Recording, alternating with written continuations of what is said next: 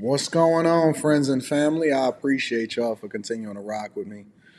Y'all see my table over there? For those of y'all that wasn't on the Millionaire Morning Show today, what up? What up? What up? What up? What up? What up, friends? I appreciate y'all. What's happening? What up, Wendell? What up, Junior? Neo, AR Smitty, Danistar. What's up, friends and family? Let me see something really quickly.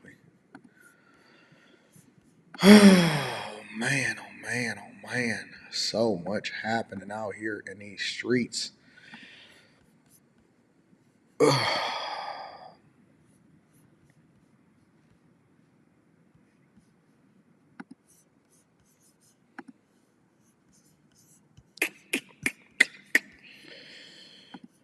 What up, what up, what up, friends and family? What's happening? Um, it's been a long day. Let me get myself together. Starting to spend more time down here in downtown, as y'all can see with all of the lights and the stuff behind me.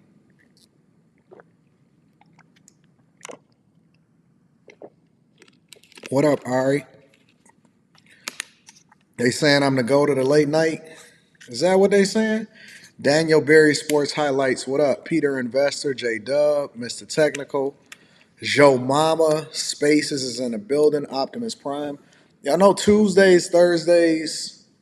Y'all know Monday through Saturdays is mine, right? What up? Optimus Prime, what's happening? I'm seeing y'all stroll on in. We got a lot of different things that we can select through tonight that we're gonna talk about. What up, Trap? What up, Trap? Danistar, y'all ready for the latest hot night? Tech Coach Ralph is in the building. I gotta make your car a moderator of the Discord. I got so many little things that I need to do. So, yeah, man, we gonna get to it. How am I feeling? I feel good. I feel incredible, man. Like it's a lot going on. I got this new drink. I don't know if it's local or not. I gotta look through it, but I bought it today. I gotta be careful with this junk because this junk be having a lot of sugar in it and stuff like that. But it's some kind of cold brew. Y'all heard of that? Y'all know anything about that? Anton, NIL of YouTube. Show is raw. Yeah, it's a little different over here. What's good, Charles Pride? I did have a blessed day. Y'all know what I did? I actually went grocery shopping today. He said his name is I'll Punch a YouTuber. I went grocery shopping. Nah, I didn't really go grocery shopping. I just stopped by and I got some waters. Um, let me say this before I get started. It's so many guys out here. Um, this 50-50 debate is so weird to me before we really get into the show. Because we got a lot of stuff that we can get into. But I just want to say this really quickly. This 50-50 debate is so weird to me. I don't understand how everybody is still justifying their logic when they keep talking about being in a 50-50 situation with a woman, being in a relationship with a woman. It's so many guys that's out here simping, basically saying, nah, man, I would, you got to pay everything, get your money. And you know what the funniest part about that is? It's always people that ain't really got money like that, that's flashing money. And I ain't talking about like flashing money, flashing stuff like that. But like, I could tell that you might be new money because you leading with your money in order to do whatever it is that you do. You should never have to lead with your money in order to justify whether or not you're going to be in a relationship. And so when I see all of these dudes out here talking about this 50-50 situationship stuff, it's weird to me. It's absolutely positively weird to me. Well, let me stop saying weird. Somebody got on me about saying weird in the first place. But it's interesting to me when people justify the logic behind why they're not going 50-50 or why they are paying 100% of whatever it is that's inside of the. I got you, Charles. I'm listening. I'm paying attention. I can't say weird. I'm working on it. I'm actually working on my verbiage, my language. You said, how am I going to brag about an empty fridge? I didn't brag about an empty fridge. I just said, there ain't nothing in my fridge.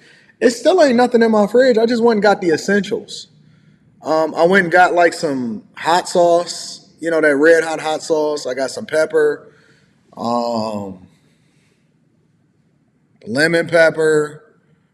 What else did I get? I got eggs and more water and fruit. That's it. Like I got the basics. I got some really, really basic stuff to go inside of my refrigerator, and then I got like some basic stuff that you would just normally have in a house as a human being. And then I got some like, you know, some regular stuff like toilet paper and all of that other type of stuff. But I got all of that stuff. Terrence Tabb says there is no 50-50 in a marriage or a regular relationship. Both the man and the woman should. Exactly. That's what I'm saying. That's not grocery shopping, AD. Why not? I went to the grocery store. I went to the grocery store, so why can't it? Hey, yo, I got some applesauce. I got eggs, applesauce, pepper, hot sauce. I got some liquor. I got some more Basil Hayden. I got some of this.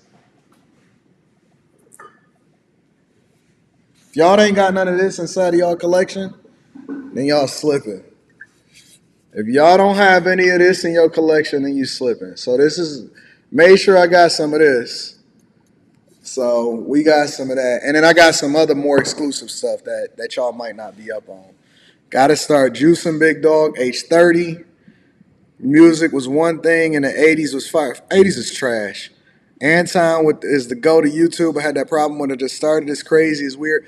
Hey, yo, it's this woman that I did a reaction video on, and I'm starting to kind of be obsessed with her a little bit. So I actually did a reaction video, I think, on her yesterday, and it was about her talking about girls' trips. It was about her talking about girls' trips. I'm about to see if I can get her on a platform right now. Hold on. Let me see. Ari, why y'all buy so much food? I don't understand why y'all Basil Hayden is breakfast bourbon. What up, Leslie? Let me see if I can get her up here. Hold on. Let me see. Her name is Ebony.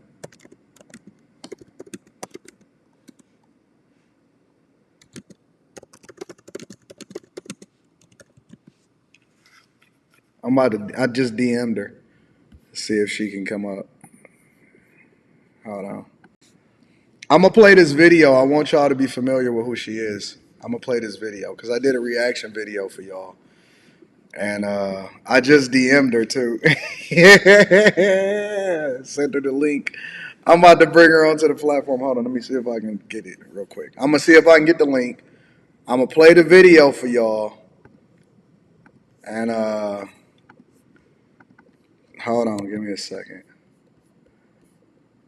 Give me a second. You know Anton be working in the background. All right, hold on.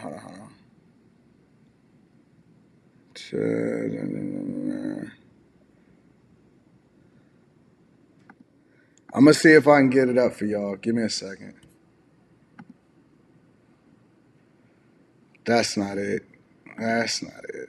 I'm gonna see if I can get it up. Give me a second. That's not it.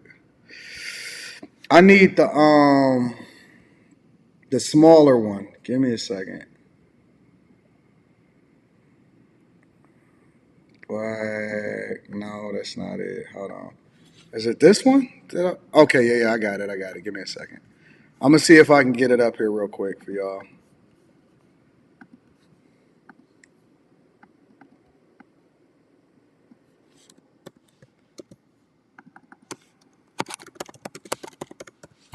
All right, so this is a video that I want to share with y'all real quick. And then I want y'all to tell me, because I actually did a react. So a lot of y'all actually seen this. But she was saying this, and then a lot of chicks came after her. So I'm about to play the video for y'all real quick. You know, as a middle-aged woman, I get on social media sometimes to kind of give like my viewpoints and things I wish I had known 10, 15 years ago as a woman. But sometimes I have questions of my own. One of them is, what is the point of a girl's trip? I honestly do not understand it. Now, I know I'm a loner. I'm an introvert. I get that. I don't even have any friends. But if I did, I still don't think I want to go on a trip with him. I like to be taken care of. I like stuff to be paid for me. I got heels on, hold my hand, make sure I don't fall, open the door for me, pay for it for me, find me a chair while you go find us a table, whatever the case may be. Like, y'all want to be passenger princesses, but you want to go out with all queens. How can I be a queen and be taken care of like a queen if I'm out with only other women? I need my man on my vacation. I thought part of the reason or the benefit of a vacation is to engage in certain adult activities in a new locale, if you get what I'm saying. I can't do that on no girls trip. So somebody please help me understand. Because girls trips were not a thing back in the day. I'm 46. My mama ain't never went on no girls trip. It just wasn't a thing. So maybe I'm missing something. So younger women, can y'all chime in for me, please? All right, so that was the video, right? Look at me being crazy, doing that wrong.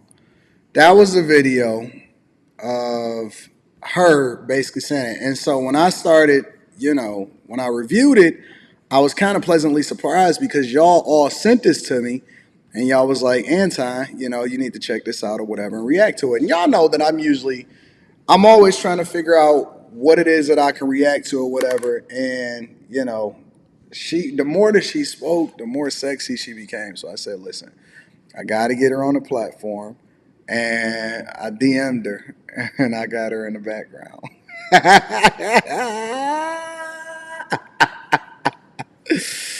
Oh my God. So, you know me, man. I don't really have um, any kind of way in which I decided that the show was going to go on after hours because this is much different than the Millionaire Morning Show and the Anton Daniels channel.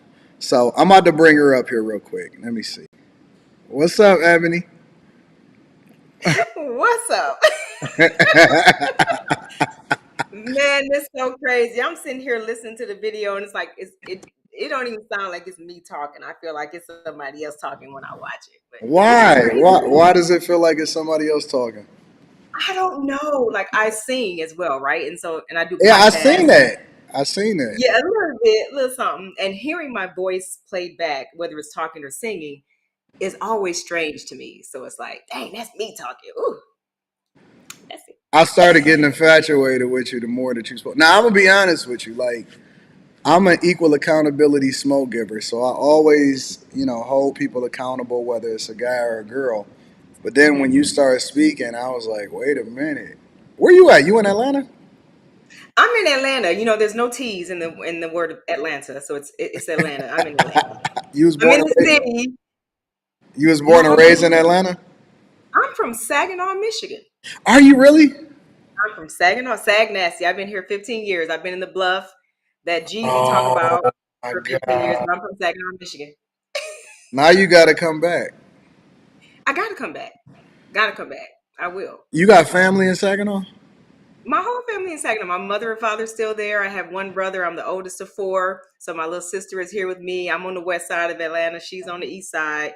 My other brother is in the Air Force. He's out west. And then my one brother is still in Michigan. So Why'd we you all move over. to Atlanta?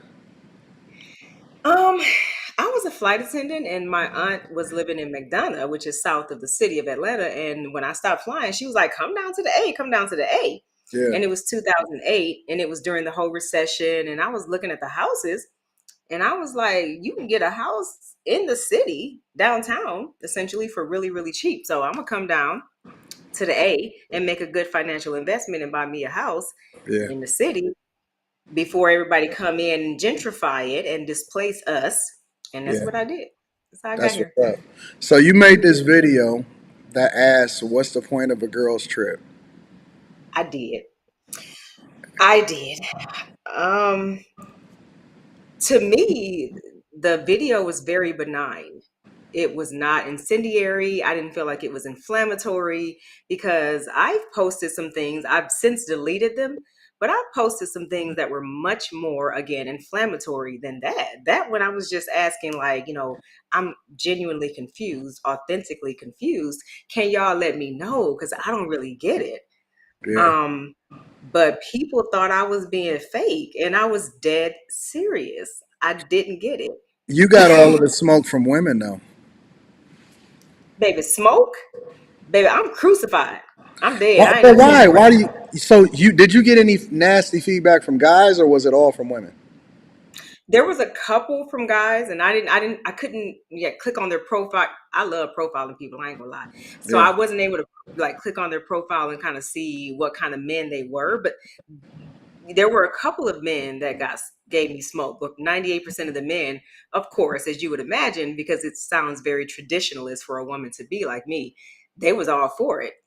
yeah, So it was mostly, but the women were like went in, yeah. and I'm very Was you expecting for that to happen? no, not at all. Because I said things that were more, I guess you would say, offensive than that. And I was genuinely just asking for their opinions. But I posted a later video a little bit today. I think the women were really offended, not about the girls' trip angle. It was more so the girls' trip, the way that I expressed my opinion about it was the Mhm. vehicle to me, my traditionalist views. So I think the women were really railing against me being such a traditional woman. And, we ain't about that no more. It's all about feminism. And the opposite of feminism is traditionalism. Yeah. And I'm just a traditional woman. So I think what they were actually offended by was the traditionalism. When the last time you been back to Michigan? Christmas, I go every Christmas. My mother, Pat Ford, she ain't no. You got to come You home you for in a Christmas. you so you still travel a lot? Because I know you used to be a flight attendant. We gonna get into that in a minute. We'll get into it. Okay. No. So I was a flight attendant from 2000 to 2008, and I haven't flown a lot since then. But during that time, obviously, people say solo travel. You can solo travel. You ain't got to go with your man. Well, flight attendants, that's all we do is solo travel. You're on your own itinerary, Yeah. and so yeah. Nope, haven't traveled much since then.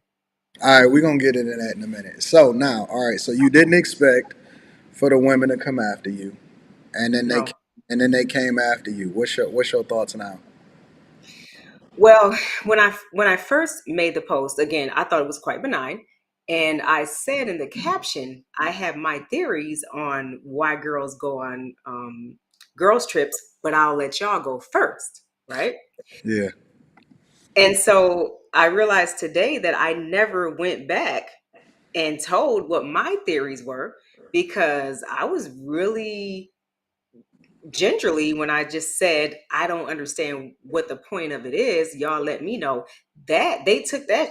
Can I cuss on here?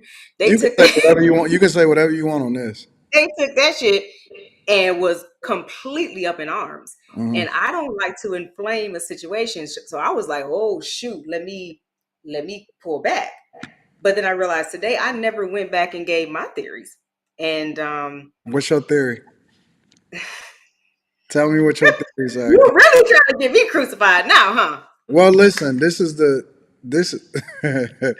I know you're not familiar with what it is that I do, but I stay in the crucifixion I camp. love it. So I've done my research. I love it. I have why no what problem. you doing research on me for? I'm doing research. Look, I love your topics. I love the tone. Yeah, I want to be a part of some other conversations because I got a lot in my head I got to get out. Oh, I promise you I can. Well, listen. You said you like to fly, right? I do. Yeah, I do. I need to see you in person though. I'm coming to the D. I'm coming. You coming? I'm coming. I'm That's gonna it. I'm gonna make sure I take care of you though. Well, you know how I feel about that. Yeah, I got you. Everybody knows how I feel about that, right? Tell me how. Um, Tell us what you feel about that. my theories. Okay, so I feel like there is and this was the camp of women that I was more so because I did have a condescending tone in my original post, and I am familiar with and I do employ the finer nuances of communication, so I know exactly how I came off. It was intentional. So that camp of women the condescending tone was directed towards was the camp of women that I feel like they're at home and they got this situationship with this man and it's not going the way they want. He won't commit. He won't settle down. He ain't Hmm. giving them what they want, but they can't leave him alone. Hmm. So they're like, well, let me go on my girls trip. So they on their girls trip, and they got their coordinating swimwear and their matching lingerie and they white outfits for their birthday dinners. Baby, you hear me? And they on live all day, waiting for that one particular man to view that story. I feel like a lot of these Mm, girls trips are literally all about showcasing that you moving on and you living life yeah. to essentially one man that's back at home because you lonely. I really do feel like that. And then there's another camp of women that I feel like are just running away from whatever situation they got at home. Mm. And that is a very, very unpopular opinion. But there, I said Do it. you think that girl? Do you think that girls trips? It's a lot of theories, right? Because obviously, I went through your comments too, and there was a lot of women that was in a lot of camps that was saying, "Oh, you don't want to be interdependent on no man in order to take a trip and all of this stuff," right? They was on that tip, and then I was reading through my comments when I reacted to your video, and a lot of guys say that girls trips really is just an excuse for women to go out there and fuck around. Do you think that that's that? Do you think? Ooh. Now, you know what? I was talking to my sister before I even posted the initial post. And I was like, girls trip, man. It just sounds like some, I ain't gonna say, I mean, it just sounds like some kind of lesbian stuff. She was like, no, I don't see that.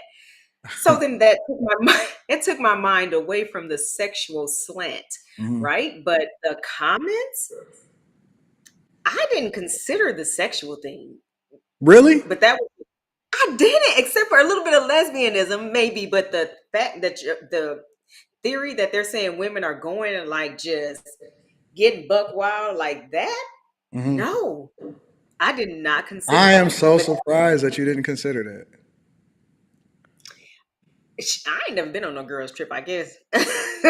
All right, so I didn't. let me rewind then, because as a former flight attendant, um, what have you like? What is the general sentiment of what their life is, right? Because I'm assuming. Well, first of all, I'm seeing. I'm gonna just be for real. I'm seeing a lot of gay guys that's flight attendants now, which I didn't see a while ago. Like that wasn't as prevalent as it is now. But when I jump on a plane now, it seemed like every other flight attendant is a guy that's a little zesty, right? Um, Yes. what is the lifestyle of a flight attendant in general? If you had to like So really, first of all, I'm sorry. Yeah. First of all the men are gay. That's huh? 98%, 99. Yeah, they're all gay. So a lot of things about flight attendants I found not to be true. So there was this, people seem to think that flight attendants, before I started flying, I heard flight attendants stupid, they dumb. First of all, that is not true. Flight attendants are highly intelligent, uh, highly socially and emotionally intelligent. Like it's crazy. Second of all, flight attendants do not like pilots like that. really? That ain't true. I was a flight attendant for 8.5 years, never got anywhere near a pilot. Um, Huh? and third of all, I traveled all over the world. So I was with United, based in Chicago, which is their biggest They hub. hub. Yeah. Yeah, I went everywhere, but I was what you call a slam clicker.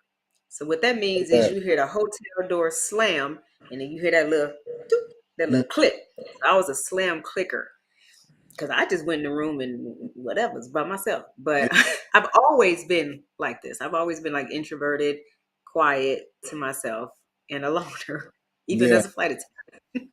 That's That was what is the other flight attendants' lives like then? Like, do they like to, you know what I'm saying, kind of hang out more, and do they party a little bit more, or are they more introverted? What do you like? What do you think that flight attendants general sense, or is it more like the younger people are more like that, but the older people are a little bit more professional? What is your sentiment of the lifestyle of a flight attendant outside of you specifically? yeah.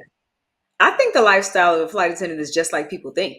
Like they get to go out, they're staying at these hotels. These first of all, we have a union, right? Yeah. Well, United does. We tried to get Delta to get to join our union, but they didn't vote for it. But we had a union, so the union goes out and finds these awesome hotels. It has to be in a certain area. It has to have a certain number of stars, and so they get out. They see the world. They soon as they go upstairs, they say 15 minutes, we're meeting downstairs at the bar. They go to the bar and we're in these places and we're in Brazil and we see these live sex shows. And then Really? yes. And you don't pay for it. It's a single occupancy. Flight attendants do not share rooms at all.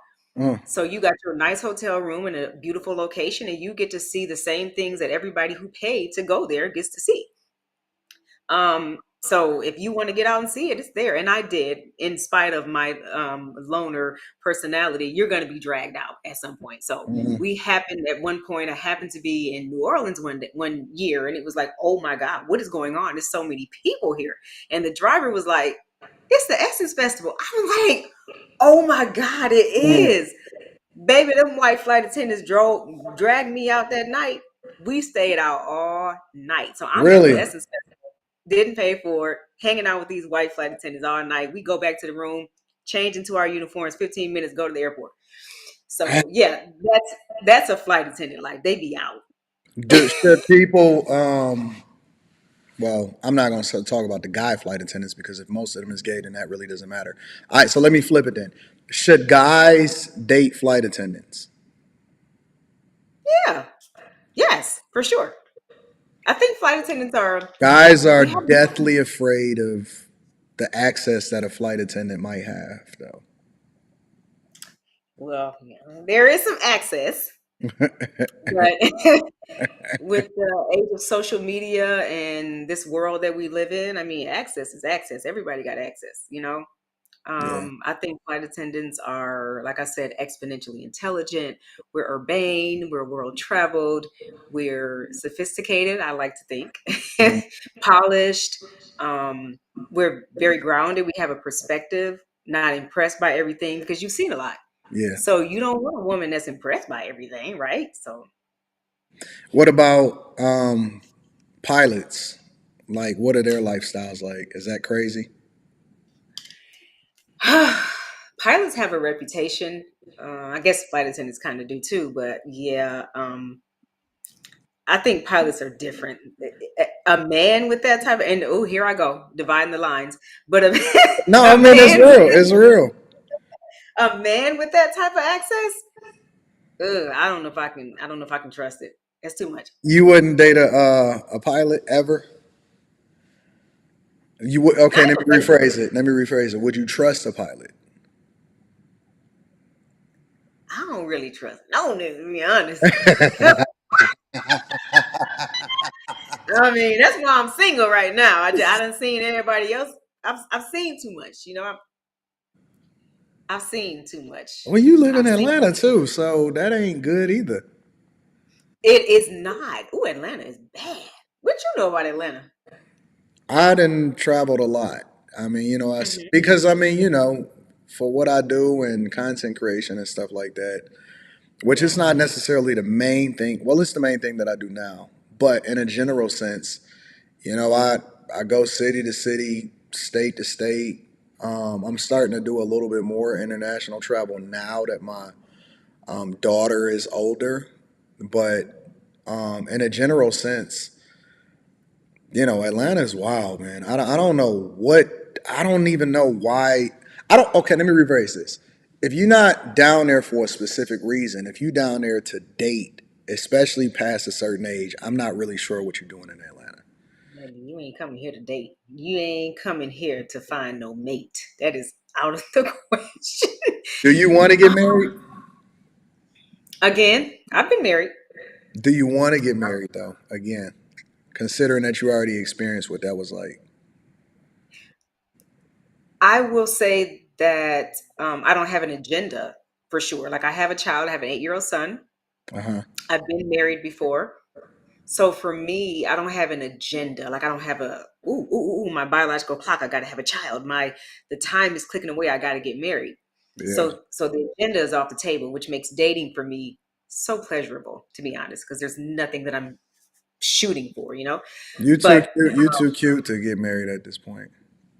to who You too cute. to get married? Yeah, because But what? your teeth is too pretty. Your skin is too nice. You speak too Thank you, intelligently. I can't see it now. thank you. I feel you. I appreciate you. I really appreciate that. I don't know. Do I want to get married? Sure. Do I want to?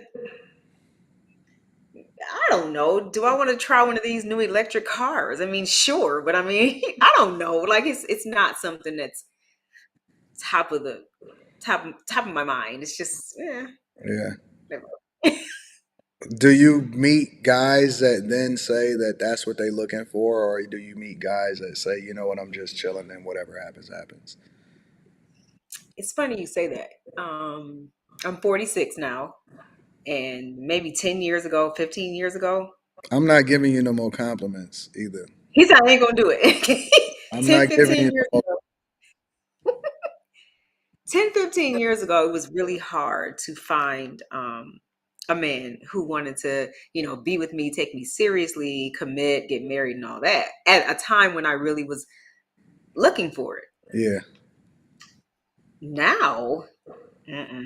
Nobody tells me we'll date and see where it's going. No, they don't say that anymore. Really? And I'm like, no, they just want to marry me. Why you not? Why you say no? Why you not getting married? Because I don't know. I'm looking for something quite special. And if I don't find it, I'll just What leave it what you at this. looking for? What's what you looking for that's so special? Well, I'm a traditional woman, and I'm looking for a traditional marriage. Not no more. Oh, I'm not. No, cause I mean you in Atlanta and it's 2024. You're right. I don't You're know. right. I don't even know what tradition look like anymore in Atlanta in 2024.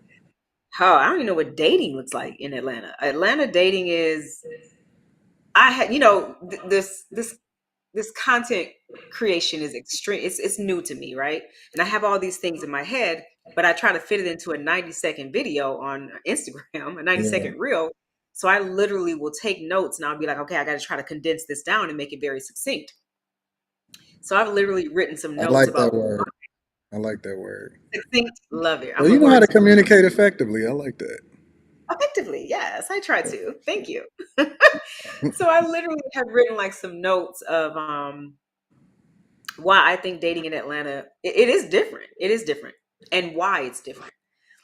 And I think it's a combination of first of all, this is like a Hollywood type of place, right?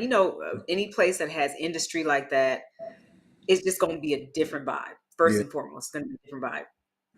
And then second of all, you have a lot of Atlanta culture that is exported out to the rest of the country and the world.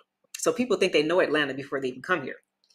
Third of all, you got a lot of people that come here to visit Atlanta and they're in Midtown and they're downtown and they're feeling the vibe and they're thinking it's going to be like that. When they move here, mhm. it's not, but Mm, that's a different story.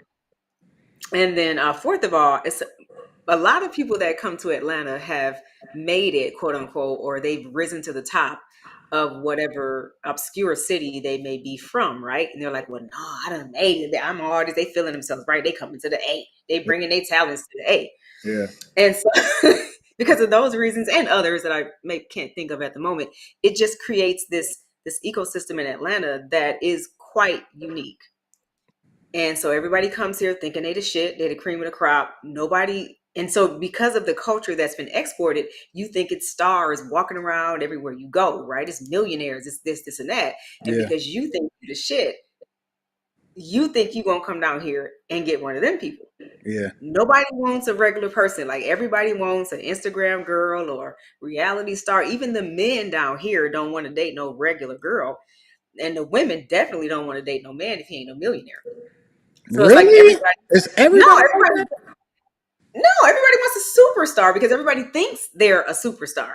in Atlanta? Yes. Yeah, Yeah. It's bad. No, it's I bad. think Then it you got might be worse in Miami. I could see that. Yeah, I think it's worse because I spent a lot of time in Miami just from a weather perspective, right? Just because it's nicer down there when it gets colder Yeah. outside. I think that it's more like that. It's 10 times worse in Miami, and then I think Mm. that Houston is becoming very similar to Atlanta. I heard about Houston. I have heard about Houston. You ain't missing that. You ain't I ain't missing. missing nothing. I ain't been there since I was a flight attendant. So yeah. So you just stay buried down. Hmm? You just stay buried in your little bubble. Huh? What time is it right now? It's 11 o'clock. Yeah, Child. when I DM'd you, I'm like, come on. You like, I don't even be up past a certain time and all of this other. 30. My little brother and his wife called me I was taking a little power nap at 10 o'clock. It was past my bedtime. They called, woke me up. I said, girl, I'm trying to take a little nap. They said, no, it's time for you to get up, get ready for your live. I said, okay, I guess so. I just be um I'm very involved in the community in Atlanta. So I see. I live, I looked at your yeah, Instagram in his, profile. And see, I did a little yes, research on you too. no research. Appreciate you. Yeah, So I seen a flight attendant hook up and everything. yes, yes. So I came down here and just thought, I'm buying a house. It's a good financial investment. And little did I know, I'm moving into a historic Black neighborhood in the west side of Atlanta, Mm. just west of downtown, at a certain time within this neighborhood's history, and with all this gentrification and displacement. And I just got into it, just wrapped up into it. So I bought my house. I have a nonprofit that's paying my taxes for me, my tax increase. And honestly, I could pay. Yes, they have programs like that, and I could pay my house off cash if I needed to. So there is no scenario where I would lose my house. But it's not about me. Yeah. I started to see that other people were being displaced and being moved out because certain people decided they wanted to come back to the city. And so I just kind of got wrapped into that. But yeah, so I'm involved with the community and my son, his school. He's APS, and that's my life. That's my whole life. They say they want to know your name. I just dropped your Instagram. It's Ebony. Her name is Ebony. Yep, Ebony MD Ford on Instagram. So hold on. So all right, tell them what you do in a general sense before we go any further. Okay, like I my know I day got job. to go past your bedtime. No, I don't want to. But see, you got to realize that this grows right. It's already over 7 people that's watching this right away, right? So yeah, it get like that. I'm just gonna tell you, and the stuff be going viral and all of that, right? So Yeah, I don't want people looking up your day job and all of that. But you're in right. a general sense, kind of give them an idea of who you are and what you do. Whew, okay, who I am. So I have a lot. I pride myself on my intelligence. So a lot of people, and we being real, 11 o'clock at night, we being real. Um, People see me and they may think a certain thing about me. Oh, she's attractive, or she cute, or whatever that you see physically. But Yeah, that is never anything that I've had to lead with, because I've always been smart. But I wasn't cute till I was about 17, 18 years old. So all the way up into that part, my intelligence was what kind of got me through life. yeah, And so, I think that, a lot of people do see the way I present and they kind of focus on that. But then when I open my mouth and I talk, and I think people realize I'm intelligent, and they're like, "Ooh, where'd that come from?" Well, no, that's paramount. That was primary. yeah. So I'm a very intelligent person. I have a lot going on in my head, and I think that's part of the reason I'm a loner, is Mm, because literally what's going on in my head is more interesting than a lot of stuff that's going on out there. yeah. And I just stay in my head a lot. And I'm very quiet, and I kind of just pay attention and listen. I think people think I don't have a voice, but I think people talk too much. Hmm. And they don't be saying nothing anyway. So Yeah. shut up. So I'm quiet. I'm reflective. I stay in my head a lot. I think I'm a good listener. I'm very intelligent. And I've started doing these reels and these videos because it's just so much in my head, and I don't have any other vehicle to get it out. So for me, I'm just getting it out before my brain explodes. And here's this video that just takes off and in a direction that I never could have imagined it going. And I feel like people want to hear more. And I'm like, well, I got more for you because it's a lot up here. And um, I don't know if I'm going to be using my like I went to school for finance, right? And Yeah. statistics. Yeah. I build websites. I know how to code. I'm a strategist. In my mind, I have a lot going on, but I'm like, am I using my intelligence to talk to people on the internet? It's just kind of crazy that it seems like my life is kind of going in that direction at this point. But yeah, I'm just a girl. I'm a nerd, and I don't think people know that because I'm not socially awkward. I'm socially astute, and Now I you do know possess. that with all of this stuff that you're saying, you're gonna get a lot of people that be reach. I'm just telling you, you're gonna get people that reach out to you. Uh, Really? Okay. yeah, but I'm gonna be honest with you. I'm selfish, so I almost Hmm. feel like I need you to myself. But I know I can't have you to myself because you know what I'm saying. You meant to fly, so I got to figure out how to unlock you more. I got, but I still need you. I need you on my. I need you around me. Well, let's do it. I'm ready to come back home anyway. I got to come back home. All right, don't tell me that because see, listen, I'm a doer, so I don't mess around. Not just a talker, huh? You do? Okay. Yeah, I'm ready to come back home. But we gonna treat you like a queen. I'm gonna show you what you really. I don't know what they do over there in Atlanta, but over here we gonna treat you like a queen. We gonna make sure that you well accommodated and taken care of. I love it. I'm just a nerd. I'm just a nerd and I'm ready to fly. That's it. Really? All right.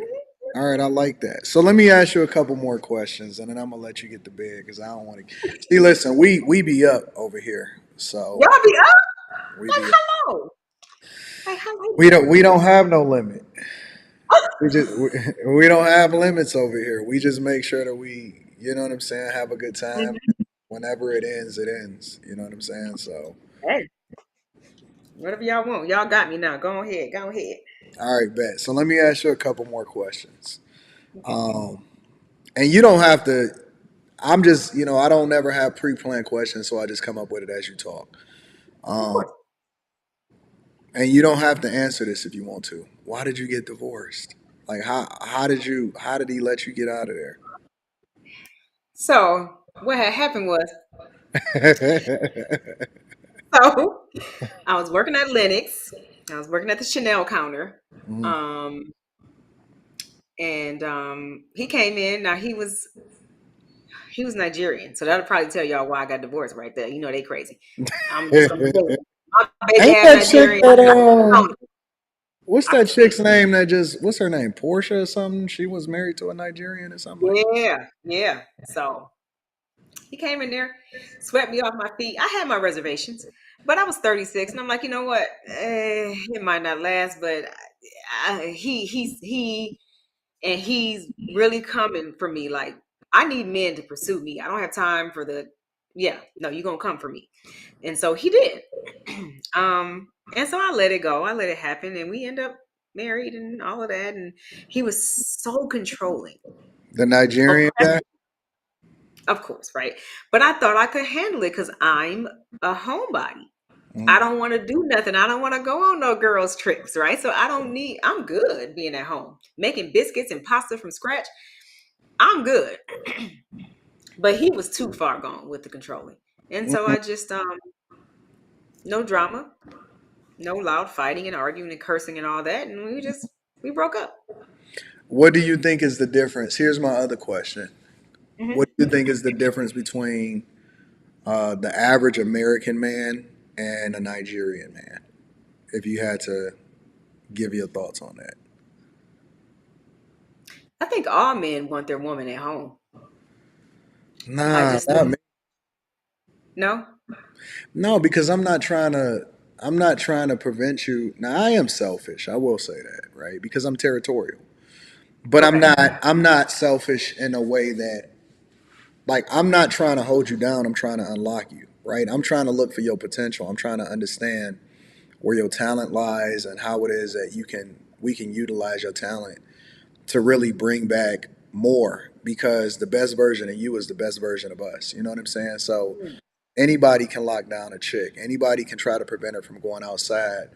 But at the same time, I got confidence in you that you may not even understand in yourself. My job, similar to an executive, is not to figure out where to put you in a box, but to figure out where you fit so that you can be the most successful within a company. And I think that even when it comes to relationships and when I say relationships, I'm not just talking about sexual, right? Because Mhm. The attraction or the sexual stuff, that comes with it. Anybody can do that. But it's our ability to be able to control ourselves that then get the most out of us. Because at any point we can get attracted to each other, but it's our ability to operate within our discipline to really unlock you. But let me get back to what I was saying.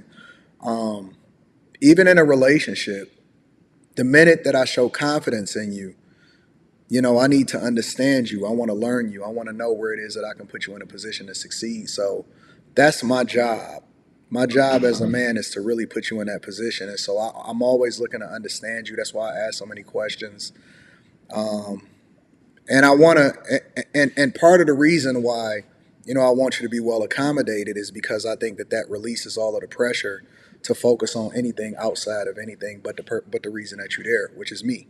You know what I'm saying? So I want you to focus on me. So I want to remove all of the barriers of entry, Yes.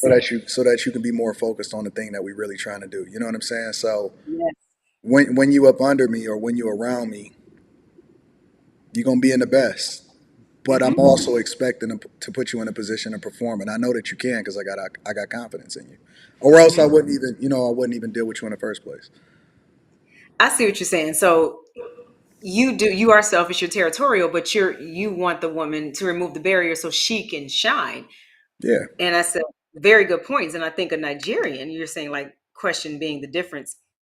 They don't want, well, the one I had didn't want me to shine, literally just wanted me at home. I mean, you talk about being up under, he, and I'll give him that. He didn't just want me at home. He was like, I'm not going nowhere without you and my son. Mm, You not going nowhere. So he was at least even, and I'll give him that. He's like, no, I'm not going nowhere without y'all. Y'all coming with me. You coming with me. You coming with me. But I'm like, you are wearing this relationship out. We've been together enough time for 30 years, and it's only been a year. You're gonna have to chill out, or we're not gonna make it. yeah. So Yeah. he was different in the sense he had to be able to see whatever I was doing at all times. And if that meant he couldn't do nothing either, he didn't mind. But Well, if I'm focused on you, then how can you be focused? Like I need to be focused on the things that help you, not the things that control you. I don't. Why, that why would control you, anybody want to control you? I don't know. You know, let, Not let me, let, me, especially let me tell you what I see. Let me tell you what I see. And this is kind of honestly, this is what I look at even from a professional perspective. Why would God give you that pretty skin? Why would He give you those pretty teeth? Why would He give you all of the talent that you have to not be able to utilize it effectively? You know what I'm saying? Like, I don't even think it's for me. Like, if I'm looking at you or you work for me or anything like that, I don't think that's for me. I think that that's for them because I see you differently than they see you, right? I'm supposed to see you as an asset, so I'm looking at the things that's meaningful in here. I think that the beauty is what shines outside, but then the outward appearance is the thing that you use to rope things in that ultimately can become an asset for both of us. You know what I'm saying? So I don't understand the whole controlling thing. I've never believed in that, and I think that you deserve better than that. well, I so appreciate you. And a man shouldn't try to control, oh, I'm sorry. No one should try to control anyone. But like me, I don't even think he understood how calm I was, like how it certainly wasn't necessary with me. All I wanted was to be with my family. I mean, Mm, the the internet now knows me more than my own husband did because y'all like she just want to be with another man. He didn't even realize that. Like, dog, I ain't going nowhere to do nothing. right. I didn't do nothing when I was single. I've always been like this. I call myself boring just because I don't feel like explaining it because I think I it's want more to know. complicated. I want to know more about what you say, what you're doing. I don't think you're boring. I think that that's what you're selling me. I'm not boring. It's just it's no way to. I can't. Well, It's too anybody complicated. can see that you're not boring. Yeah, I'm not boring. I think I'm just I'm a simple person. Okay, no, not simple. Okay. I'm streamlined. Like I think life should be swimmingly. You should make life easy. I'm Mm, all about efficiency and effectiveness and just I don't complicate things. mm. Half the stuff we complicate don't need to be complicated, man. Just relax, just chill, have a perspective in life, like zoom out from the pettiness. Just relax, take the stress off. And Mm, a lot of people don't operate like that. Y'all be wanting to complicate little stupid stuff, and I can't get with it. I can't get with it. I I'm agree not with gonna. you. So, I yeah, I don't think you're boring. You're too intelligent to be boring. kill. No, no, no. I Honestly, I'm wondering because you almost seem like the type of person that if you sit there at a bar with him or you just catch him at the right time, you can probably wind up having a 3 or 4 hour conversation if you got the capacity to. if you got the capacity, yeah, yeah. That's happened to me a few times. I just like I always say, perspective is my big thing. I'm teaching my 8-year old that perspective, perspective, perspective. Hmm. It will help you see things in a healthy way. It will help you understand what's important and what's not. It helps you pick your battles. I wake up in the morning and I say, "Oh my God, it's so beautiful outside." I don't care if it's raining, sunny, cloudy. It doesn't matter. It's beautiful outside because I woke up and seen it. That's it. Hmm. And if you keep a healthy perspective like that, everything looks good. People be like, "Ooh, they cut me off in traffic," but did they hit you though? Yeah, Did you get into an accident? Did you have to file a claim on your insurance? Did your premiums go up? Was you stuck on the side of, I don't know, 75, 85 in Atlanta at the Grady curve waiting on somebody to come pick you up in traffic? No, you were not. yeah. So let them people cut you off and going on down the road like it's perspective. And I just think to me, that's what life is all about. You But know it's what's so hard for us to funny? take I that. didn't even expect to talk to you this long because I'm like, yo, I just want to get her thoughts on this. But I'm you sorry. just organically smooth. You organically. I like that. I like that. I don't want to keep Mm, you too long though because I know I held you up past your bedtime, so I gotta apologize for that. you fine. You're fine. Perfectly fine. We be gonna do it again, right? I'm waiting on you. You tell me. I tell Okay. you. Well, I tell you what. I tell you what. I'm gonna reach out to you. Um, I'm gonna send you my number tonight. I'm gonna send you my personal number, and then we gonna figure it out. We gonna work it out. But I do want to make Okay. sure that I get you into the city. But I'm gonna wait till it get a little bit warmer because I want you to experience the city the way I want you to experience it. Woo! Yes. Okay. What are we getting there? Because it's about 75. Oh, was it 74 down here today? I know it's Atlanta, but Yeah, it it's was. warm It here. was in the 70s today. But the thing about it was just that Michigan weather is bipolar, so I just wanted to be a little bit more consistent.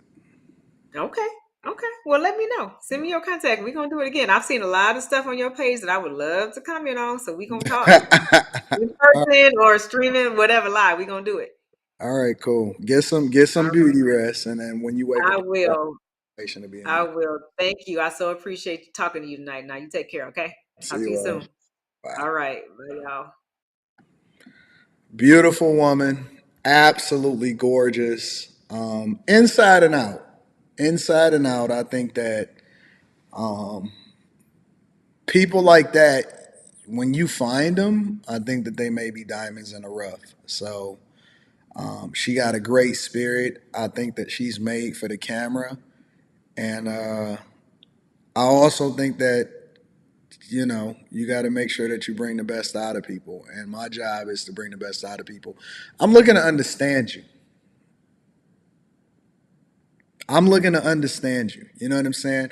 Shout out to the chat. So we got a lot to get through. Shout out to my girl Ebony. Let me get her name specifically. It's EbonyMDFord. EbonyMDFord. Y'all find her on Instagram. Whoever it is that's in the chat, that streets, our streets. You don't have a. Why you ain't got a our streets? Why you don't have a wrench? Why you ain't never told me to give you a wrench on this channel? Streets. Let me get our streets. Your car. Can you do me a favor and put her Instagram so that people can make sure that they following her on Instagram? Let me get you a wrench. I got to get Quentin a wrench. I got to get our streets a wrench. What is going on? Why y'all ain't tell me to get these people a wrench? Why Quentin ain't got a wrench? Quentin, you out here? Is Quentin being crazy? Ari, she got to get a wrench. Give me a second. Let me get my people a wrench before we continue with the show. Cause I need my people to make sure that they doing with it. What up, Sid? Sid, you acting good? You being a good girl tonight? Is Sid being a good girl tonight, y'all? Let me see what Quentin talking about as moderator. If anybody want to come in and give their thoughts at any point, the link is pinned to the top of the chat. And so y'all have an opportunity to say whatever it is that y'all want to say. I'm only gonna give a few per day, so let me figure it out. All right, let me read some of the super chats, and then I'm gonna continue over with the show. Diamante Wright says, "Make me a mod, Anton. I'm a chaser." All right, Diamante, I'm gonna give you a chance. Let me see if I can find Diamante. Diamante, comment, and then I'm gonna figure out if I can get you a wrench, big dog. Thank you for rocking out with the show. Charles Pride is in the building. Says, "Thank you for all you do. Appreciate the inspiration." I appreciate you, Charles, especially for you continuing to push me. You know what I'm saying? Quentin says, "I bet she would date Q Daddy." Well, you should have came up here, Quentin. Jay Ben is in the building. Says, "You're now tuned into smooth jazz." Man, let me tell you something. That's a beautiful, gorgeous 46-year-old woman. You got to be a certain type of guy to deal with a woman like that. You definitely got to be a certain guy to deal with a woman like that. AD, I need a whole new tool bag. Y'all crazy. Y'all insane. So, after hours, we do it a little bit differently over here. Yeah, we have it. Thank you, Yakar, for dropping that inside of the chat of what her Instagram is. Make sure you go and rock out with her Instagram. Her name is Ebony, what a Y, MD Ford. Ebony MD Ford. Y'all said, how does somebody qualify for a wrench? You just got to be like one of them. J Ben, you ain't got no wrench? Does J Ben got a wrench? Like, I just got to see you, and I got to know that you're a good person. I got to know that you're not going to abuse the power, but that you're going to actually leverage it to make sure that you improve what's going on a platform. And so that's how I determine that I'm going to give a wrench to people. Darren Walker says, Anton, you lied to me and my Denzel. What? Oh, my God. Y'all are insane. Anyways, let's continue with the show. So, where y'all want to go next? We got a few things that we can tackle and we can go over. Oh, Russell Wilson. Let's start off with Russell Wilson. I want to start off with Russ. Russ. Because I seen this and I actually dropped a video on it. I got a video coming out on the Anton Daniels channel, but I said that I wanted to deep dive into it a little bit more. We got Cam Newton, Russell Wilson, the woman at the concert. Shout out to Darren Walker for showing up on the platform last night. It was dope. All right. Let me get into the Russell Wilson thing. And again, if anybody got something that they want to say to me or that you disagree with me about, you are more than welcome to be able to come up on the platform and get your thoughts off, all right? But I want to get into this Russell Wilson conversation because he basically said that God told him to be a step baby daddy. And I ain't never known God to ever do that. But I could be wrong. I could have the wrong perspective. And so I want to get into it. So let me make sure that I go ahead and pull this up. Because he was on the I Am Athlete platform and he was talking about it. And so I believe it was at like the 50-something mark. We'll find it. We'll get there. Shout out to all of the step baby daddies out here in these streets. Yeah. Let's get to Russell Wilson. Absolutely got to get into Russell Wilson. So again, he was on the I Am Athlete platform. He was being interviewed. Yeah. Y'all will see it for yourself. Let me see if I can fast forward over to the point. 50-something. And so I said the first one was number one is I wanted a woman of faith, right? Somebody who was equally. All right, let's back up. We're gonna get there. Different like me and everybody else in the building, you know?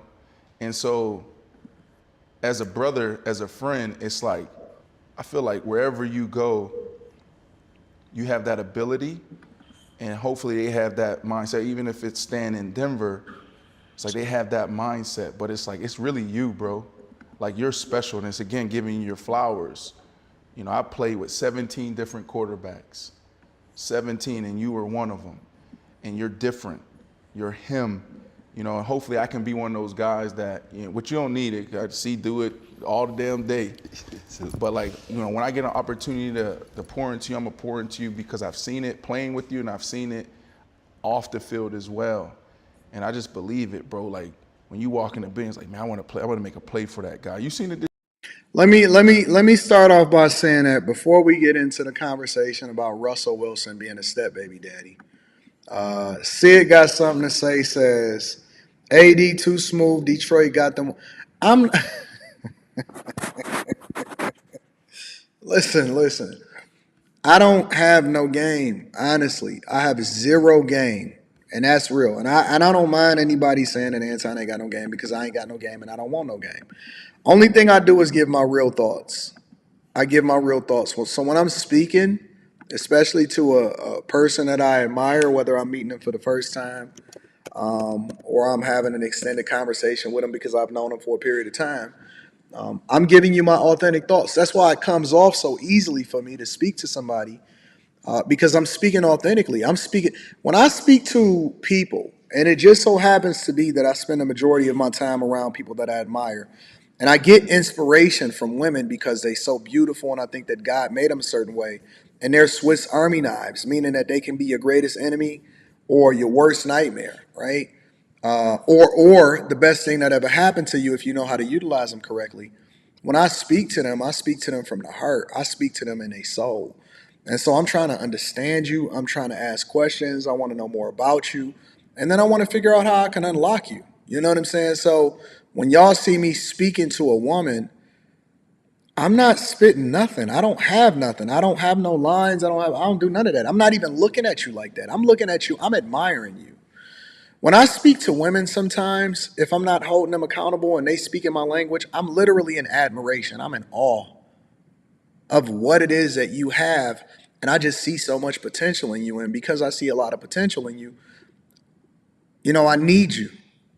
I genuinely need you. I need you on my team. I need to understand you. I need to know why you're there. I need to know why God put us in the same building, in the same room, on the same live stream together. I don't think that anything that happens in life is an accident. And so because I'm trying to understand you, I'm listening to you intently. And so in order for me to unlock you, I need to understand what's unique about you or what people miss, you know, because they only seen you one way, but I see you in all ways.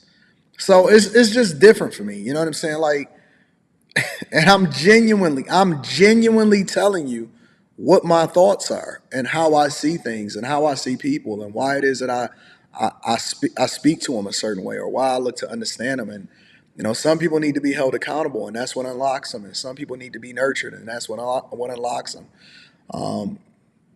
It's different things for different women. And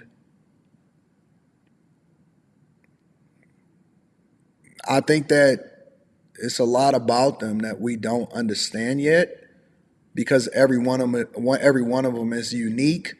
I think that they all have a general the same. They're all the same in a fundamental level, but everybody has nuance and everybody has context because their life experiences may be different.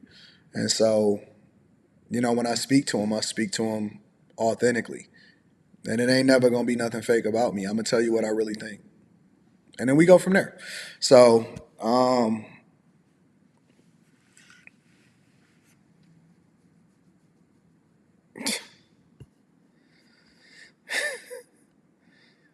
Messi is a mess. Messi is a mess. Shout out to Messi. I can't. I can't, Messi. I can't, Messi. Y'all a mess. Anyways, let's get back to Russell Wilson. Says God.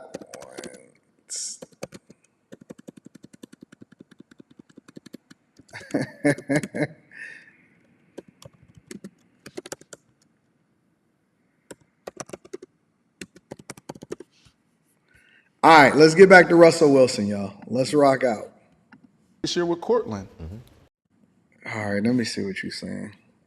I'm in all 2 AD. Unlock me next. Where you from?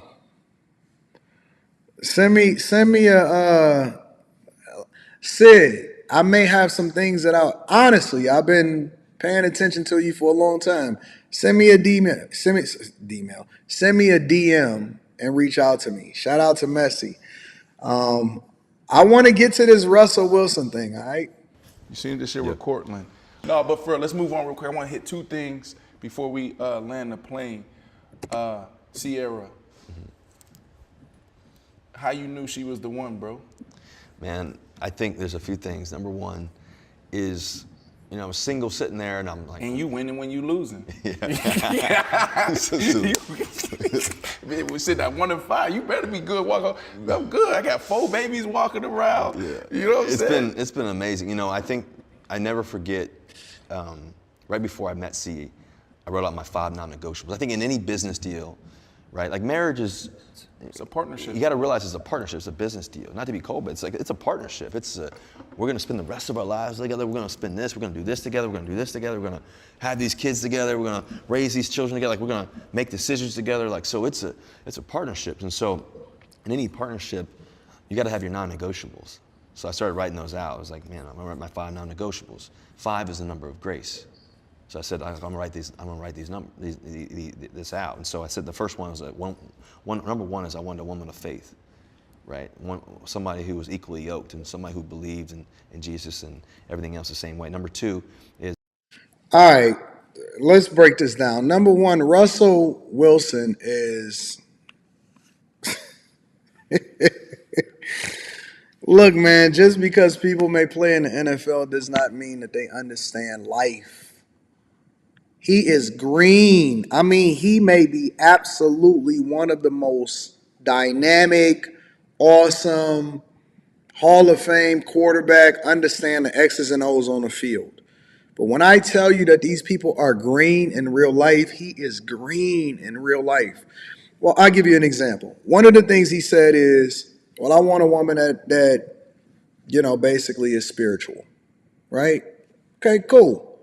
But spiritual and equally yoked is not necessarily the same thing.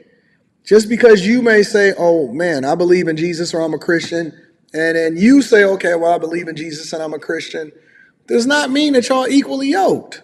Because to be equally yoked is beyond just your belief.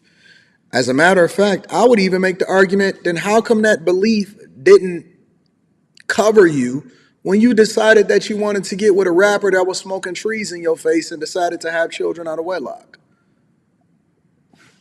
When did you just decide to start finding your faith? Honestly, how come that, and I'm not criticizing it, but he's putting it out there. He's saying that his top 5, this is what he's naming right now, his 5 non-negotiables that he wrote out because he desired to be married and in a relationship. How come that belief didn't extend beyond or extend over to you when you decided that you wanted to mess with Future? Was she equally yoked when she decided that she wanted to be with Future and have his child? Because 9 months, literally 9 months after you had his child, all of a sudden Russell Wilson came into the picture and you was all in. Jesus Christ. Green.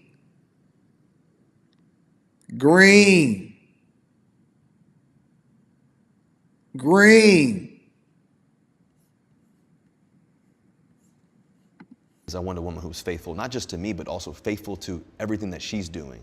You know, like to her friends, to her job, her occupation. A woman who was faithful. Number 3 is I wanted a woman who was independent, had her own identity. It wasn't, oh, I was Russell's wife or this or that. Like they had their own identity, they had their own dreams. It could be a nurse, it could be to a teacher, it could be to anybody, but obviously see on stage doing a 1-2 step and leveling up and everything else. But it didn't have to be that, but it was just somebody who had their own identity, who wanted to be volunteer work, whatever it is, like they wanted to have something they're dedicated to. Number 4 was I wanted a woman that was going to love me the way my mom loved my dad on his deathbed. When he was at his lowest, my dad used to always say, son, your mom is going to be able to take care of you. And the 5th thing is I wanted a woman who would tilt the room. When she walks in the room, all the furniture would slide her way. And because of who she is and the woman she is. And so I prayed about What the fuck does that mean? What are you talking about? Oh my God. Jesus Christ. Was it tilting the room when 50 was with her? Was 50 with her? Was it tilting the room when Bow Wow was with her? I don't understand. I am so confused. I am genuinely confused. Who was this? JT? Yo, bro, what's up, man? What's going on, man? What's the word? What's going on? I be watching you a lot, bro. I'm actually surprised that you accepted me live. Um, I'm 22, but I just wanted to ask a question. So, as far as this baby daddy stuff, do you how? Because I have a homegirl that recently had a kid with this dude, and I'm trying to tell her that it's not in her it's her best situation to stay with him, but how they had a kid, it was off of like a fling.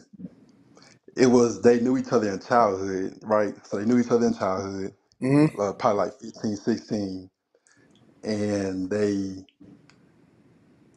fast forward like 8 years later. So like she's like 26, she's 26, he's 24, 25, and they had a kid off of like a fling, like a little, quick little sexual encounter. And she wasn't planning on having a kid with him. It was just, like I said, a fling. So by the time that she was done talking to him, because she didn't want to deal with him no more, like after all that was going on. So probably like a month that they had a talking stage, and she had moved on. But when she had moved on, like a month less, so once she found out she was pregnant, she didn't know what to do. She didn't know if she wanted to abort the baby. Mind you, her mom is a single mother of three, her and then her two siblings. And her mom has two baby daddies. Mm-hmm. So her two other siblings are her half siblings. So I'm already seeing like the kind of like the trap she's falling into, because like I think in the Bible it says there's a scripture that says That's your like the homegirl? mother, like the daughter, like the mother. And mind you too, her Is that your sister has a homegirl? kid. Yeah, that's my homegirl. Yeah, we just cool. Have you Nothing more than fucked her that. before? Nah, Have you I'm wanted to not trying fuck to. her? Nah, I got a girl. Have you ever wanted to fuck her? Uh, I mean, she's yeah, but nah, I never like. I got a girl now. Yeah, nah, but I'm not on there with her though. I'm not on there. I got a girl. Why she ain't let you hit? I wasn't trying to. I could if I wanted to. I could for sure. I'm You not just trying to said though. that you wanted to though. All right, forget all that part. Forget that part. Yeah. So y'all still cool though, right? You still talk to her and No, that's your yeah, yeah, we homegirl just and yeah, we just cool. Like we she got like a told cool you all like of this, type of right? friendship vibe. Yeah, yeah, yeah. I'm not looking at her like as in some just getting some coochie. And she Like just I'm so not looking at her happened like to that. let a nigga fuck her with no rubber on in a fling. Yes, and that's what I'm trying to tell you. I was just trying to tell this story because I don't think girls understand that they don't understand. Like she already tried to leave him before before she even found out she was pregnant, and so now they're forcing each other. I'm trying to see what your opinion is on how you think type of relationships work out, because now they're trying to force each other to be together because of the kid. But before she was already trying to leave him before she found out she was pregnant. So now that she's She for having the a streets, kid, bro. she for the streets, right? That's what I'm saying. So what are you trying to convince her of? No, I'm not trying to convince her anything. I was just trying to see your opinion on those type of relationships, because I was just wondering if somebody has a fling with Toxic somebody. people are attracted to toxic people. She's a toxic Right. person. She let a nigga fuck her. I don't care how long she know. One or two times or however many times that he hit. with no rubber on, and she wound up getting pregnant. Like I wouldn't be even caring about them. Like those type of people are made for each other. They deserve each other. They not gonna be together. They always gonna be tied together. They gonna be complaining about each other. I wouldn't be giving her no advice. I don't even know why you focusing on her. You should be focusing on your own situation, bro.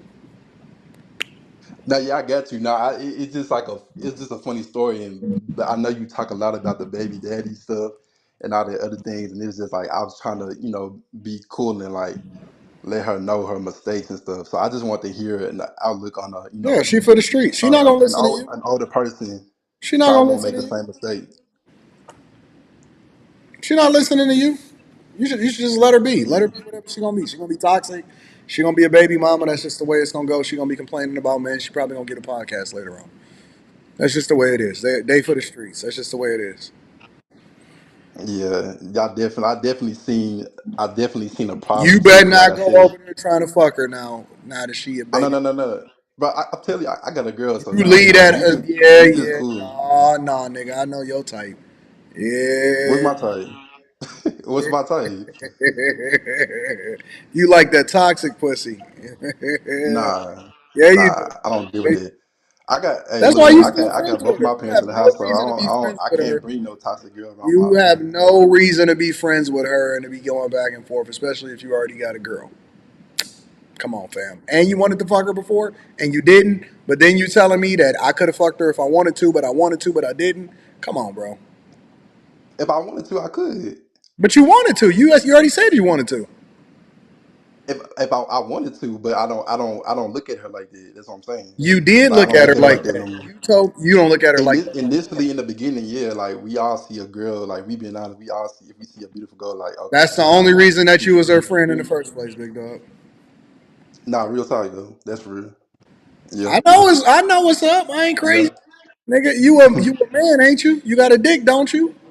Yeah, that's what I'm saying. Like we all in the beginning stages, we look at it, a girl like that. Of course, we all look at it. We men, but I got over that with her. Like I wasn't trying to Yeah, you got over it because she take wouldn't nothing let you fuck at serious. the time. But she washed up now, so let that hoe go. Let her be for the streets, man. She ain't worth nothing. Stop being her Yeah, for friend. sure, for sure. Don't sit here going back and forth. Y'all ain't got nothing in common. Nigga, y'all not about to do no business. Y'all not gonna get no money together. She got a whole fucking kid. Let that hoe be for the streets. Yeah, for sure, for sure. All right, big dog. I appreciate you, bro. Yep, you too. Come on, man. We got to be real. Yo, what up? Yo, going once.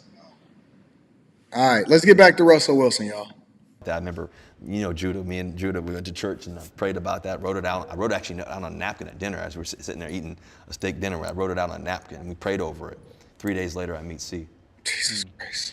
And when I Let me walked, rewind this. Let me rewind this. We had a little bit of interlude because this is what we do on after hours. But let me rewind this shit. who had wanted to be volunteer work or whatever it is, like they wanted to have something they're dedicated to. Number 4 was I wanted a woman that was going to love me the way my mom loved my dad on his deathbed when he was at his lowest. My dad used to always say, son, your mom's going to be able to take care of you. And the 5th thing is that I wanted a woman who would tilt the room. When she walks in the room, all the furniture would slide her way. And because of who she is and the woman she is. And so I prayed about that. I remember, Every time I get to this part, it just gives me a frustration. But let's continue. Judah, me and Judah, we went to church and I prayed about that, wrote it out. I wrote actually out on a napkin at dinner as we were sitting there eating a steak dinner. I wrote it out on a napkin and we prayed over it. 3 days later, I meet C. And when I walked in the room and I saw, little future, he's 9 months at the time or whatever, and he crawls in my lap and it was like, this is going to be my responsibility. That's some wild shit.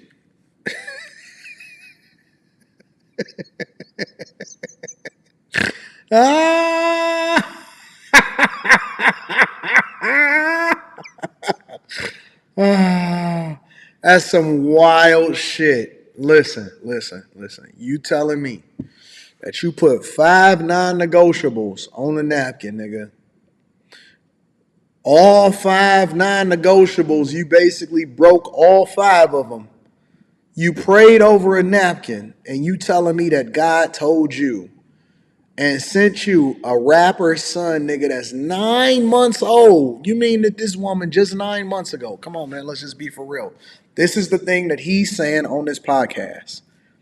9 months ago, she was sitting there pushing out a nigga, a dude's child that has multiple children all across the world and has a phenomenal mixtape called Dirty Sprite.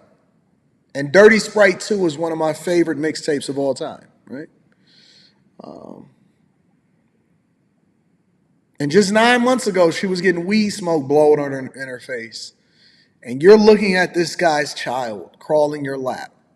God spoke to you and said, hey, this is your responsibility. Jesus Christ. Come on, man. See, this is why Sierra's prayer got these hoes all in a bunch. This is why Sierra's prayer got these hoes all in a bunch with false expectations. This is why my girl Ebony that was just up here told y'all, and she said, listen, over in Atlanta, everybody think that everybody deserve everybody, and nobody is actually realistic about what it is that they deserve and who they gonna be with. That is the craziest thing that I've ever heard in my entire life. No way, no how. I am one thing about the word of God. Let me tell you about God. Let me tell you about God. I'm going to read y'all super chat shortly. A lot of people say that they hear the voice of God and God told them to do something. Cool. I'm not going to dispute that. But let me also say this. The devil talk to people too. And sometimes it ain't even the devil. We be talking to ourselves. So here's the other side of this conversation, okay? How do you know whether or not it's God? Now, this is a lesson for y'all. This is the thing that makes after hours after hours. How do you know that it's God talking to you? Well, I'm going to give you a little bit of insight. Number one, you don't need to hear the voice of God to understand exactly what it is that he needs to do, right? That's number one. Number two, let's say that you're trying to figure out if it really was God. Well, the beautiful thing about God is that his word always is a confirmation of what it is that he's already teaching you. So let's say, for example, God says, hey, you need to go over there and knock that nigga in the head and kill him. Well, if you understand the word of God, then A, usually there will be a witness. That's number one. That's why it even says where two or three are gathered in the midst of thee, or two or three are gathered in his name, there he is in the midst of thee. That's number one. But number two, his word can never go against itself. So when people say to me, well, God told me to do it, and God told me to go and kill all of these people, I know that they're lying, because the word can never go against itself. So he will never tell you anything that he told you not to do in his word, because that's why they call it the living word. So he's not going to tell you to do something, to fumble, and then do a self-inflicted wound that he then instructed you that is completely the opposite of what his word says as far as that's in the Holy Bible. That's how you know whether or not it's God's voice, because it can never go against itself. So, for example, God is never going to tell you to go and sleep with somebody else's husband. God is never going to tell you to go and rob a bank. God is never going to tell you to go and scam somebody. God is never going to tell you to go against the laws and the rules of the land, because it literally says to obey the rules and the laws of the land. Now, that don't mean that you need to be of the world. It means that you have to respect whatever it is that you're in. And it has countless examples of different people all throughout the Bible. And then when they went into a land, they had to operate according to how it is that they operated in a land. So it's never going to tell you to do something the opposite of what it tells you to do inside of the word of God. So it has to align across the board. It has to align. So when people say something, and then I look at it and I also understand the word of God because I've read it back and forth over 7 times, I can tell you whether it's the truth or not. I don't have to believe him. Only thing I have to do is read the word of God and see if it aligns. If it don't align, then it doesn't make sense. Then that just means that you operating in your own lust. You operating in your own desires. He gives you over to your own desires sometimes because you want it so bad. Let's continue. God, I remember leaving that night and God saying, God saying to me, raising this child is going to be your responsibility. And realizing that, I pray to God, are you sure this is what you want me to do? Say, son, this is for you. The first night? Yeah, the first night. Mm-hmm. It's going to be your responsibility. And I'm reading the super chat. Was that scary? Oh yeah, I mean, I think scary just in the sense of, not scary, but it was more so an opportunity. Like, okay, God, this is what you want me to do. This is, stepping in to raise, a child with C and this and that, and realizing that, okay, God, like, I know she's the one for me, but also too, I'm going to take this responsibility as well. Like, okay, like, and I was ready for that. I was ready to, I love children, as you know, I love kids and everything else, but it was like, man, to help raise a child and everything else, understanding that, okay, God, you're gonna give me this opportunity. What a gift. Even Jesus himself, like Joseph was a stepdad. I was like, okay. Jesus Christ.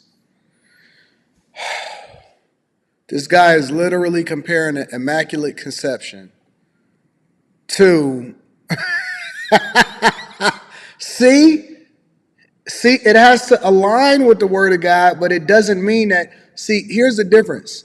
It never said in the word that Mary got bust down by a rapper. Aha. Aha. You're not going to finesse me, big dog. You're not going to sit here and tell me and justify. Look how green this guy was when he said that. Listen to him. Listen to him one more time. Jesus himself, like Joseph was a stepdad. I was like, okay. He not even talking confidently because he don't really understand what he's saying. He not even talking confidently because he genuinely does not know what he's saying.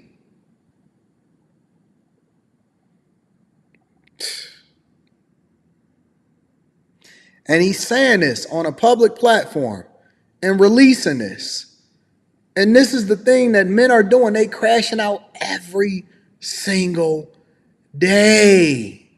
Unreal, bro. It wasn't biologically his. So I'm like, okay, God, you're gonna give me this opportunity to love the way that you were loved, like to love the way that you want us to love, way God, that you want me to. And so then, it's been an amazing journey, obviously, raising 4 kids. And yeah, y'all have 4 babies. Yep. Mm-hmm. I'm gonna ask the question later, like y'all done, but damn, bro, you want more? Of course, more. So y'all got 4 babies right now. Might be done. What's the best piece of advice you can give us? Cole, I'm not criticizing a relationship itself. What I'm saying is that they're leaning into this. See, this is what y'all missing. It's not about whether or not they're happy or not. That's not what we having a conversation about, because I'm not here to evaluate or to say, see, I didn't say that he should get a divorce or anything like that. That's not what I'm saying. But they're using their relationship and they're promoting it as the blueprint for how it is that you're supposed to operate within a relationship, which is one of the reasons why you got women out here saying Sierra's prayer. They calling it Sierra's prayer like she Mary Magdalene or something. They giving women false hope. They re-engineering what God is instructing us to do in the first place. He never said have a child out of wedlock and then you go over there and be a step baby daddy. That is not why you wear a white dress down the aisle and you have your father handing you over into a man. It never said that. And so we so out of purpose and we remixing the word of God and keep saying and blaming it on God. And I'm not saying that they shouldn't be married or they shouldn't be raising their kids or anything like that. That has nothing to do with this conversation. They're volunteering their story as the blueprint for how it is that you should be living your life, which is justifying the behavior a lot of these women are out here having children out of wedlock and thinking that it's going to be a white knight that come along and save them. So it's not about their relationship. It's about what they're promoting. I don't give a fuck what you do in your own household. That's not what we having a conversation about. But I do care about the culture because the culture is usually the thing that we celebrate and we champion the most. It's similar to fucking looking at Dwayne Wade and Gabrielle Union or Dwayne Wade's son, right? I seen a video on Instagram of this motherfucker walking around in heels. Do I give a fuck about your life choices? No, I don't. Do I care about how you're trying to put it out there and influence other people to choose and to operate the same way that you're doing as far as your life choices? Absolutely, I do. Because when you then become a public figure, you then have a responsibility to the people that you influence to influence them in the right way. Because you have to be accountable for everything that you do on this earth. So I'm not going to sit here and act like this shit is not egregious. It may come in a different package. That's the thing that makes it even more dangerous, because he's the one that's the white knight. He's the one that's the clean cut guy. So he's the one that they're usually promoting as the way that you're supposed to live your lifestyle, that then influences what's happening in the culture, because people are saying, well, he's the nice guy. Why aren't we being more like him? No, never be a fucking step baby daddy. Never be a fucking step baby daddy. I'm not saying that he's a bad person. I would never say anything about him personally, but to the thing that he's commenting on and what he's promoting and what he's saying on a public platform, it is full fucking game on why we should criticize it or why we should champion it. And I'm saying criticize this shit. And out there on parenting, not parenting, on being a father, right? And then also being specific. You said it, you know, at 9 months you're holding him and you're like, yo, this is, God gave you that vision, like, yo, this is going to be your responsibility. So, like, is there a difference from, you know, how you approach being a father, stepfather? You understand? No, I think that when you're raising children, right, and you're married and everything else and loving, it's like, you got to love every single child as if they're yours, right? That's been the greatest gift of raising Future and Sienna and Win and now Mora, you know, 2 months. It's like, man. That shit don't even sound right. That don't even sound right. What's Future's real name? Hold on, let me look at what Future.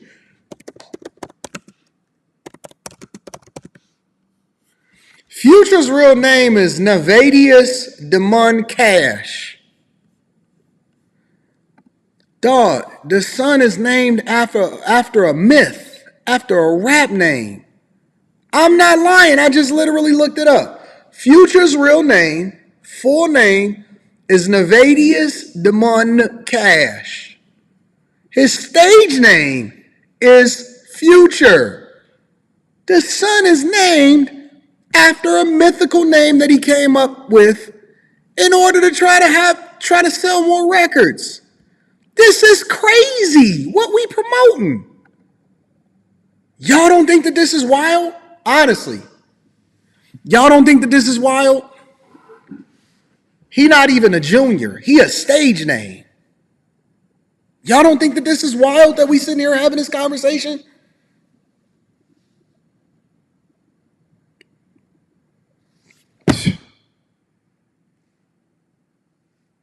This is crazy, bro. I don't know what the fuck timeline that I'm living in that y'all justifying this behavior. God gave me that opportunity to raise them and to love them and to care for them and teach them and to love them as every day, you know, that way. And there's no difference. There's no difference in the kid. Yeah, I think to me it's the greatest gift, and knowing that that's the responsibility to raise these 4 beautiful children all together in this. And we all come from blended families a lot of times. We all come from different this and that, but it's to be able to be one. And that's been the best part of raising these kids with C and everything else. And just seeing Future smile, shooting hoops with Steph Curry, and seeing Sienna do her gymnastics and how much she's dedicated. I swear, I think she's gonna win a gold medal doing that. To see Win, I don't know if he's gonna be Floyd Mayweather. You know, he wanna box everybody, or if he's gonna, you know, play shortstop for the New York Yankees. I don't know. And then more. He is literally like the greenest motherfucker ever. Like, he's genuine. Let me get my dried papaya chunks. My dried papaya chunks, man. This guy is literally green. I mean, the greenest guy on earth. Like Green Lantern. Over here, I mean, you know, I don't know, I'm trying to figure out what she's going to be, but her smile is just perfect. I just think, though, that the gift to be able to raise kids with C every day, knowing that you're equally yoked and also knowing that we're on this journey together, and has been one of the greatest gifts to life. What's the one piece of advice you can give us fathers? Yeah, I would say, I think a key part of it every day. Gil is great. We've all been raised differently. I was fortunate to have my dad there every day. Not always physically, And because he he had was a always father in working, his and life. This is he had to crazy. work 2 jobs at one point. We didn't have enough money. He was trying to get me to go to private school. He had to raise enough money to be able to for me to go, or to have enough money for. And we didn't have hot water a lot of times. Maybe no water at all. So like my dad was working 2 jobs at one point. I remember somebody coming up to my dad and like, I saw your dad working at the gas station. I was like, no, my dad. It's like my dad was he was doing this FBI investigation. He was doing something. He ain't working. I came home. I said, Dad, you working at the gas station? He said, son, I got to pay for your school. Got to pay for the baseball bats and the gloves and the football. He would do whatever it took. And so, to me, I think That's some real shit right there. That's real shit right there. Let me give a round of applause for Russell Wilson's dad. He went out there and been a step baby daddy, bro. fatherhood is a direct reflection of what God has done for us. It's unconditional love, to be able to love us in the midst of it all, to be able to be there for us, to be able to provide, to be able to care for us, to be able to show up every day. Not just physically, but also mentally and spiritually. I think the opportunity to be able to love and to speak life into us. My dad always spoke life into me. He always encouraged me. He always lifted me up. And so to me, I have this amazing responsibility every day with Future, with Sienna, with Wynn, now Amora, even though she can't really, I'm not sure if she can understand me yet, but it's the gift and the responsibility that God's given me to love them the way that He wants me to love them, and to raise them that way, and to show up every day. And I think our young boys need that, for us to show up. I think our young daughters, we need that. They need that for us to show up every day. Because who are they going to see down the road? I want my daughter Sienna or Amora to be able to see, man, I want to marry somebody like my dad one day. If you don't treat me like that, Yeah. then I want my sons to know how we're supposed to love.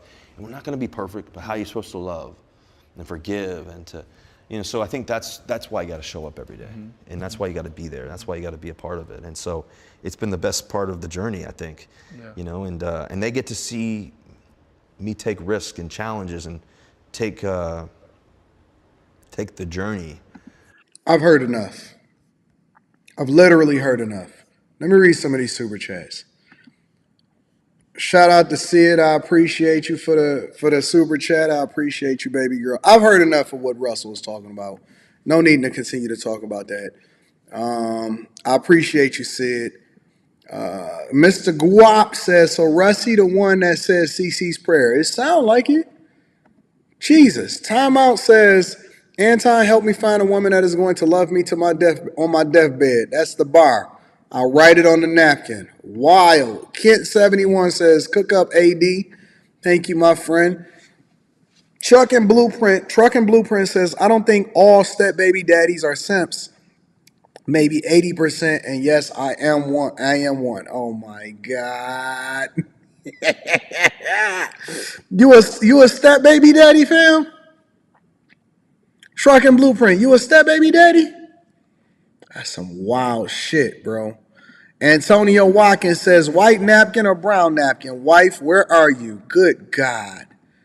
L.A. Miles says, a woman's first baby daddy will always be their actual type. That's pretty deep, though. Molly all in her drink. Woo! Says, biological father, stepfather, somebody needs to parent these young men, or we'll always have a society of males raised by single mothers. Or Molly, we can also say, why aren't we preventing mothers from becoming single mothers by forcing them to take responsibility for their actions and to choose not to have children by men that they shouldn't be married to?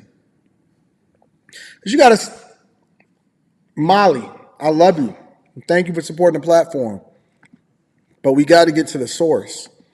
If you want to solve for a problem, you address it at the source.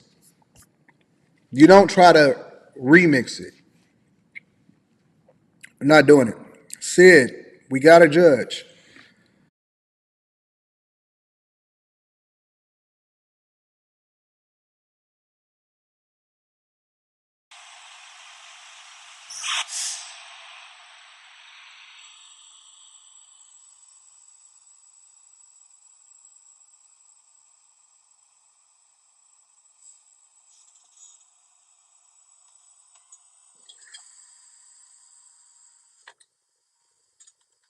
Trucking, what up, trucking? What's going on, man? What's up, man? Yeah, You a step baby daddy? yeah, I'm a step baby daddy, man. Trucking, But you what know, are you doing? Why did you become a step baby daddy? I can honestly say, like, at 44 now, I probably wouldn't do it now. But in the past, I mean, we grew up Wait. Let's stop there. raised by our Let's hold mamas. on. Let's You hold on. know, Let's hold on. Let's okay, hold on. okay, You said okay. at 44, if you had to do it all over again, you would not be a step baby daddy. Nah, nah, Mm, nah, nah. Tell us why. Tell us why. Um. Well, I do consider, I do show love to the, children that's not mine. I treat them just like my son because I just have one son. I treat the other two, How many other kids do you got? two, two. But this is my second marriage. In my first marriage, it was two, two. So I actually was a stepbaby daddy twice. You don't gotta laugh at me like that, man. You don't gotta laugh at me like that. Wait. So you got married the first time and then you got married again? Yeah, yep, Why you do that? yeah. Well, the first time I did what you You said I got married should to do. a let me revise that. You got married Okay. to a single mother the first time and then you got married to a single mother a second time. Yes. The first Why? time I got married, I didn't do what you advised us to do, where we should marry where we're going, not where we at. Okay. So as I elevated in life, that just didn't work out anymore. Okay. So And that's the first then, one. That's the first one. okay. What about the second But one? the second one, the dynamic was like, for like the first one, I had to do everything, right? Like I pretty much took care of everybody. You know what I'm saying? My wife What stayed was she home. doing? She didn't have a job in my So first what marriage. was she doing all day then? Nothing. Jesus I Christ. know, I know. It's sad. So after a few years of getting tired of that, I met the second one. That's the one with now. Now my second wife, she was different. I wasn't responsible for her children. I'm gonna say it like that. She made sure that their fathers took care of them. So She I'm just wanted saying, me to take okay, care of so her. why did you get a divorce though the first time? The first one we got a divorce because she was a damaged woman. Like very, very damaged. And I was young and green and I thought that was normal the way she was. But as I got older, I realized that Damaged? wasn't normal. Very, very damaged. Mother and father issues. You know. Are you still with the other one? Yes, yep. We've been married 8 years. Woo! See, But she a I beast don't though. want to speak But she a negatively beast about it. though. No, no, no. You good. Listen. Me and her done watched the show together. She agree with you. She one of them type of women. She different, yo. She agree with you. That's why she What did wasn't she say? even What did she say? like she wasn't going to get married or be in a relationship until her kids was grown, right? Okay. She didn't. She had her kids young, like before she was 18.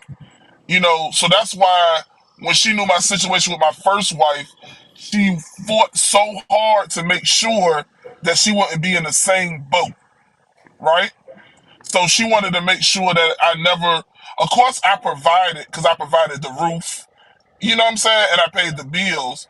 But like the individual things, the fathers pretty much gave their kids money, took care of their kids, bought all the clothes, did all that stuff. Mm.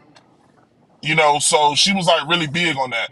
And me and my second wife, we built our trucking company together.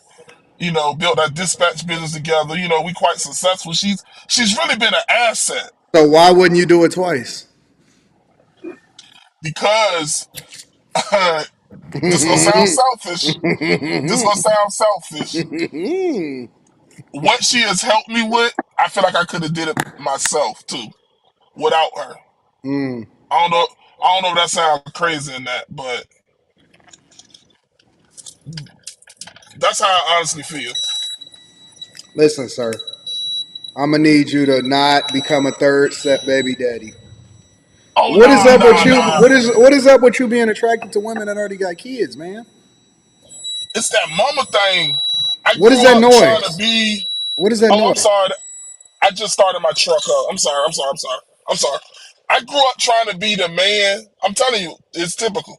I grew up trying to be the man that I wanted my mama to have. Simple as that. My So mom was a you single. had a savior complex. Yes, big time, big time, big time. I don't have that no more though. I know, I know, And so you're I advising knew. as a two-time step baby daddy, you're advising men to not become a step baby daddy. If the positive outweigh that negative, then go for it. That's how I feel.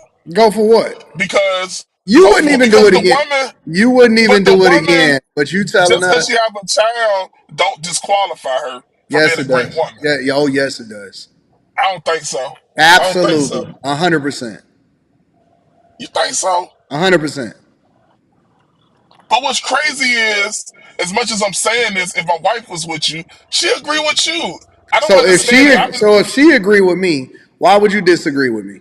If she the one that's I, the step baby, I guess I the baby still, mama, why would you disagree with me?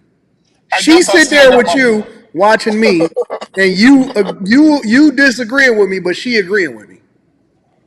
yeah, yeah. So I why would know. you advise men to do something that she's advising men not to do when she the baby mama?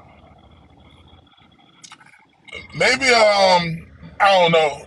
Maybe I'm fearless. Maybe I just always take chances. I No, don't you know. crazy. You's crazy. Trucking, you crazy. Crazy, crazy, crazy. I'm saying I wouldn't advise it because it was, at times it was situations with the children, as they was teenagers and stuff that kind of made it difficult for me. So I used to tell them all the time, listen, I'm not your father.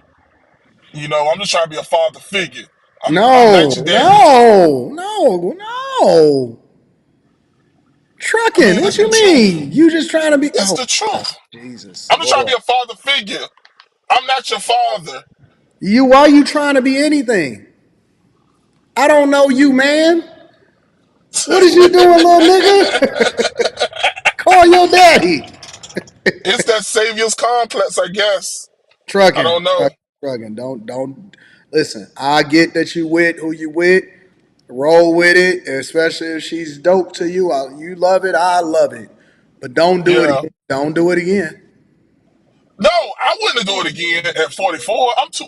So Listen, why my you son telling about to other be guys to do it 18. again? No, because they might. I don't like. I don't even. I don't want no more kids. Why would I want more kids? My son about to But be so 18 why in would six why months. not? Okay, well then don't tell everybody else to do something you don't want. But they might be younger than me. Maybe they like So kids. Maybe they got the energy for kids. you want them to ruin their life. I Why would don't you think they'll advise ruin their guys to go life out here every and crash time. out? You think that'll ruin lives? Yes. But it didn't ruin my life. Oh shit! Why you making that face? Why you?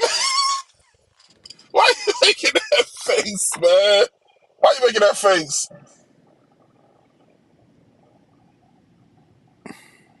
Why? So you think it ruined my life? What'd you think? I mean, it's over with now. I done made it through the storm. Everybody grown. Everybody grown and doing their thing. I done made it through the storm. Now it's just me and my wife and my son. Matter of fact, she had a harder time becoming a step baby mama, helping me with my son when he came to live with me 2 years ago. Trucking, I love you, big dog.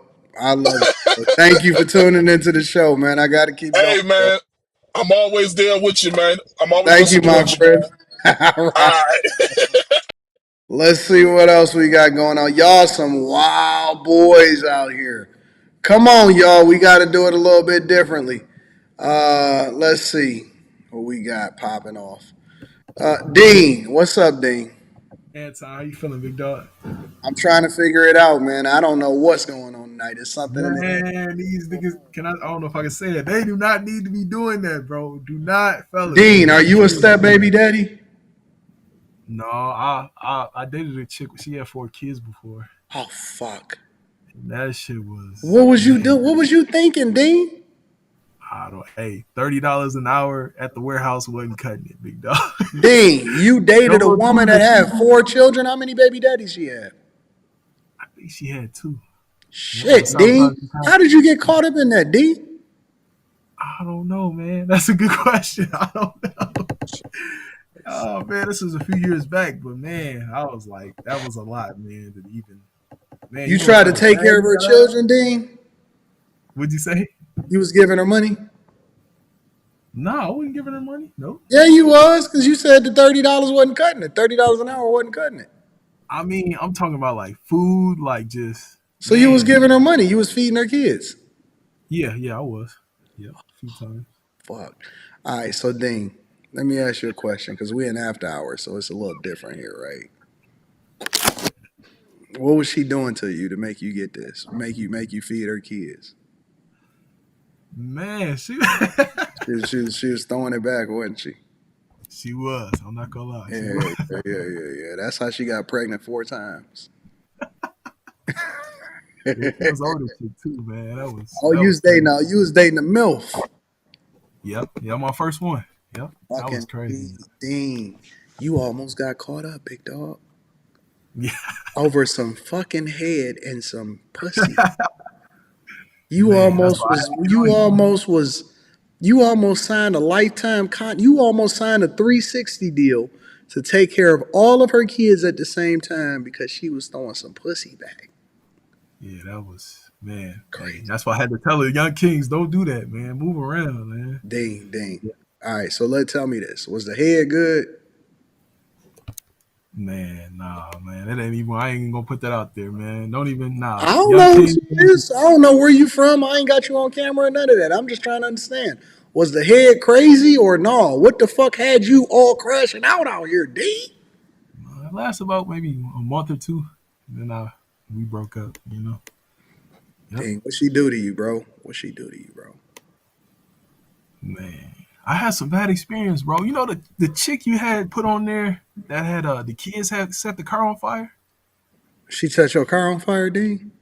A different one. The girl you had You posted did a got your review on. car set on fucking fire, D?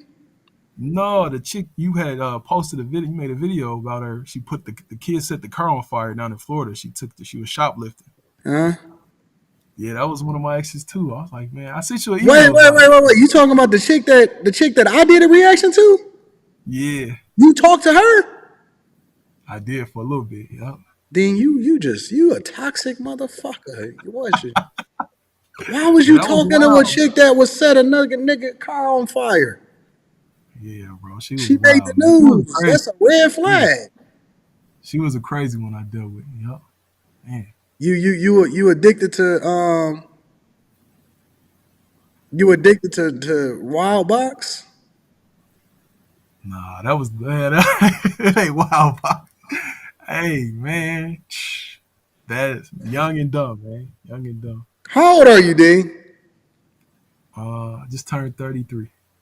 So Dean, you out here crashing the fuck out with some of the most toxic women that the internet has to present to us. Yeah, some toxic ones, man. Yeah. You need to stay out the streets, bro. Yes, sir. Man. All right? Yes, sir. No more fucking around with women that's not supposed to be with you, all right? Are you Yes, toxic? sir. Are you the one that's toxic? Or what you mean? Why you keep attracting these crazy women?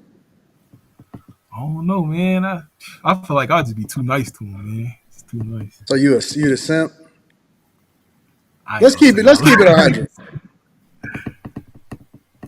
Nah, I don't think so. You're not even on camera. Just listen. Let's be for real. Let's just get real. Because one of the things that I like to do is I like to make sure that I'm giving everybody else the game. But I can't do it unless you're giving me the real. Unless you're really helping me to understand what's really happening out these streets. So I depend on you. That's why I don't bring y'all on camera. I'm depending on you, Dean, to tell us what's really happening and why you deciding to do what you're doing. So I need to understand what's simp life like, bro.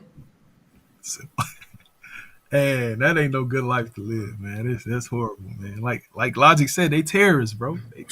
So you were simping a little bit, just a little bit, man. A lot of bit, a little bit. Yeah, in my younger Mixed. days.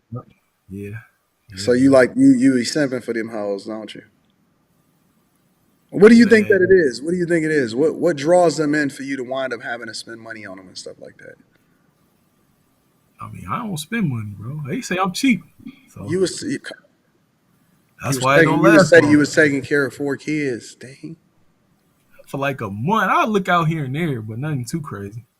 Yeah, but You what know, caused you to do that? What gives you that incentive to say, you know what, I feel like I need to do more for them? man, bro.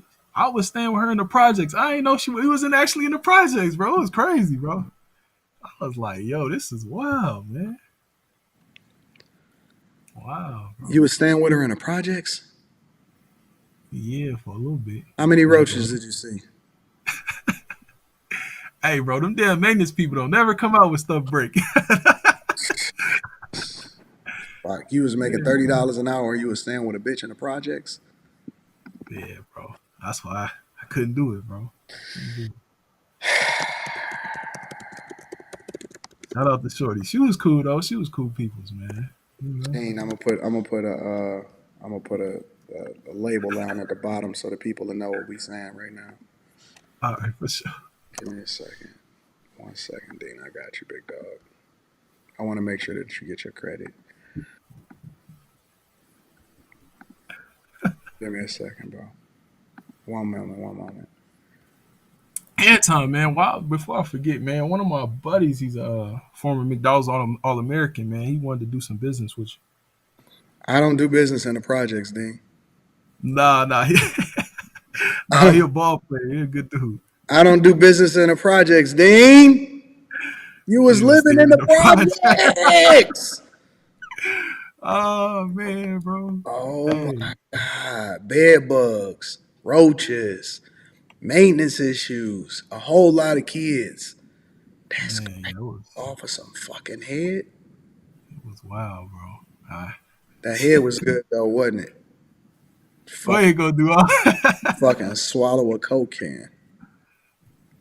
Hey, but I gotta learn to spread the young word to the young fellas, man. Don't do nothing like that, man. Don't do that. Don't do that. Take it from Don't Dean. Life experience. take it Lived from it. me. Lived it. Would never want you to go through it. And so that's one of the reasons why he's having this conversation with us. Dean, I appreciate you. Thank you, big dog, for showing up for us. Yes, sir. Anton, I'm gonna send you an email, man. Okay, bet. I got you. Thank you, my friend.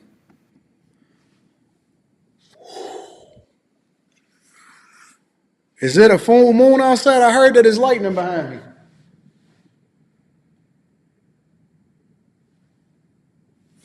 That's real lightning. Let me tell you something. That's not a green screen behind me. That's not a green screen. That's real lightning. Fucking crazy out here in these streets. Jesus Christ. We gonna bring up one more and then we gonna continue with the show because I got to get to the show and then I'm gonna bring up some more a little bit later. Let's see what we got going on out here. Freddie, you muted. Freddie going once. Freddie going twice. Gotta let you go, Fred. Uh, Let me see if I can get one more up here. Hello. Hold on. Let me see what I got. Tone, What's up? What's up? What's going on? what's up, Tone, man? What you got for me, bro? We got to make it quick. All right, all right. So, I've always been listening to everything and whatever, whatever. But this is one subject that I can't really knock down all the way. It is what it is. What do you mean? We talking about, being a step baby daddy. I just feel like every woman need a chance. A chance to do what? Not really. I mean, a chance to be vetted. So they As in, pass. just like the other guy just came up there and said that, he had success, helping him with the business, with his trucking business, everything, and it can be done. What can be done? Becoming a step baby daddy. Why would you want to do that? You got the choice between the chick to pick between a woman that don't have kids and a woman that got somebody else's kids. Why would you pick the You know woman what I'm saying? that See, got somebody else's kids? right, and so it automatically put them a notch down because of that. But So why would you if she pick the got notch everything, down? Why are y'all dating down? I mean, I have kids myself, so how can I just automatically just throw her to the side automatically because she got kids?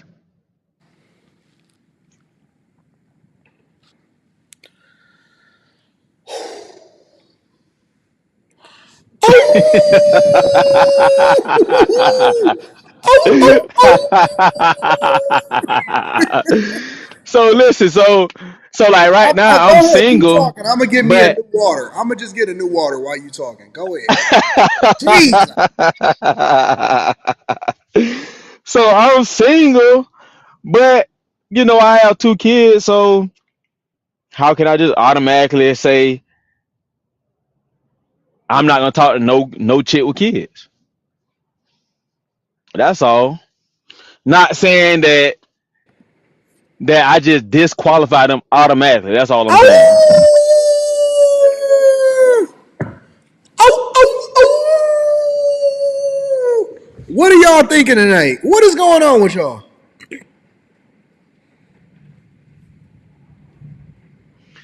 Are y'all all, are So y'all have I'm y'all just are saying. y'all high? Are y'all smoking crack tonight? What the hell is going on with my audience tonight? So you saying even though I still have two kids, I still need to disqualify women with kids. Oh my God. Why are y'all chasing fucking up the community? All right.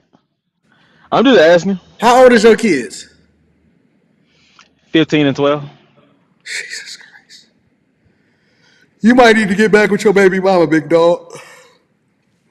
Oh no, that ain't finna happen. I don't go backwards. I wish I could talk to Mika right now. What, Mika? I'm just talking to myself Oh, about it. Don't worry about it. you talking interview? Interview? That's my baby in real life. I don't know what you're talking about. Well, that's fine. So I'm gonna need y'all to go ahead and just reduce yourselves to just getting your life together, raising y'all kids. Y'all need to go ahead and just strap up, bro. No more kids for y'all. Have y'all decided to not have kids no more? I haven't decided that. Why don't you go get back with your baby mama? I don't go backwards.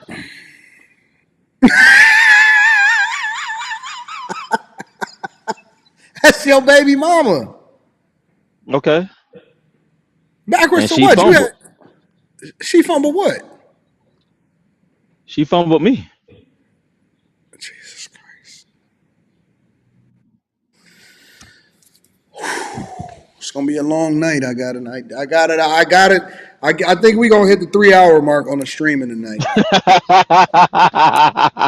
I might have to go ahead and put this up in Woo! shows. I gotta give me some I Woo! might get some But Basil Hayden right now. What the fuck? I'm just saying. So all I'm saying is, I'm single and I vet women that have kids and don't have kids. You know what I'm saying? I don't. They still all got to go through the vetting process, and the women with Why kids just you got a break up leg up. why you break up with the woman that's the mother of your children? Oh, that because she had a ex texting her through the phone. Yeah. Mm-hmm. What he text Yeah. her? What he text her? Oh yeah, he was just trying to reminisce. He was texting us, just reminisce. Was she Remember when we used to reminiscing do with him? this? Was she Remember? reminiscing with him? Nah, So she wasn't actually interested in him? nah. She just couldn't explain why his number was in her phone. Cause I had 'cause at the time she wasn't working. I was the provider. She just home with the kids, and so what So wait happened a minute. was, See, what he okay, go texted ahead. her trying to explain, she wasn't entertaining him, and you left because of that. You left your two kids because of that. It was questions. So I had questions first. So I went through the questionnaire as in first, why did he have your new number? Because he don't. This is a brand new phone I bought you, brand Okay. new number. Why did he get? So why did he have it? And what she Okay, said? she can't explain. She can't explain it. She don't got nothing to say. Okay. The next question is, why is his name plugged in your phone as just a letter instead of his full name? That can't be explained. You see what I'm saying? So these are not this is explanation can't be explained. What was the letter? Was it D? Yeah, yeah, it was Jay. So his name is Jamal. Was his letter? Was it two initials? Was it B and D, or was it three initials BBC? Was it Nah, BBC? it was just Jay though. Oh, okay. Well, Hmm. not that bad. Yeah. But So at the so same so time, so and then hold on. But at the same time, you got two children.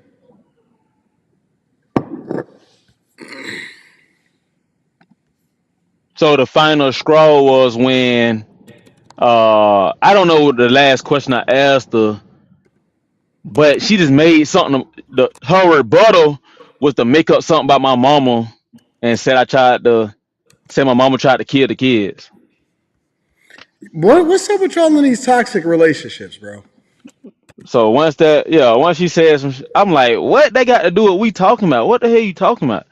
So I almost snapped and lost it I think it's at more that to the time, so story. I just I left it think it's alone. more to the story. I think that y'all limiting the Oh amount of no, no, no, the story. that's 1,000%. That's it. That's 1,000%. Seems like it's more to the story than that, bro. So she had a dude's name in her phone as D or J, and then she told her mama that you tried to kill the kids, and that's it. That just came. No, no, no, no, no. See, I'm questioning her and she don't have an answer for anything. Mm-hmm. And then she just finally said, this is what she said.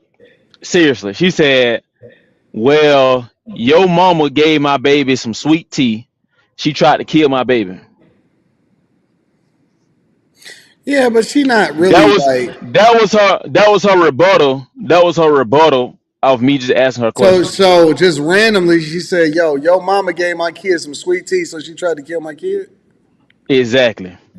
Just randomly, out of the blue, not no sign, no No, nothing. I'm Just, I'm asking her questions and she's not answering anything. And then that's when she just came out with that.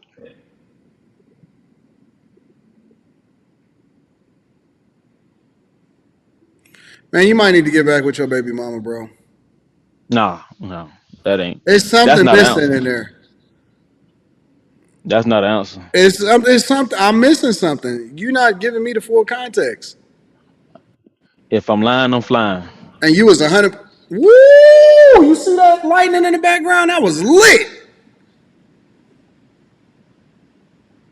There's something missing in there, bro. Y'all gonna Mm-mm. drive me to drink tonight. I'm telling you what happened. This my early 20s. It might happen in my early 20s. You might need to get with your baby mama, bro. That's your kids, Mm-mm. man. Your kids need you.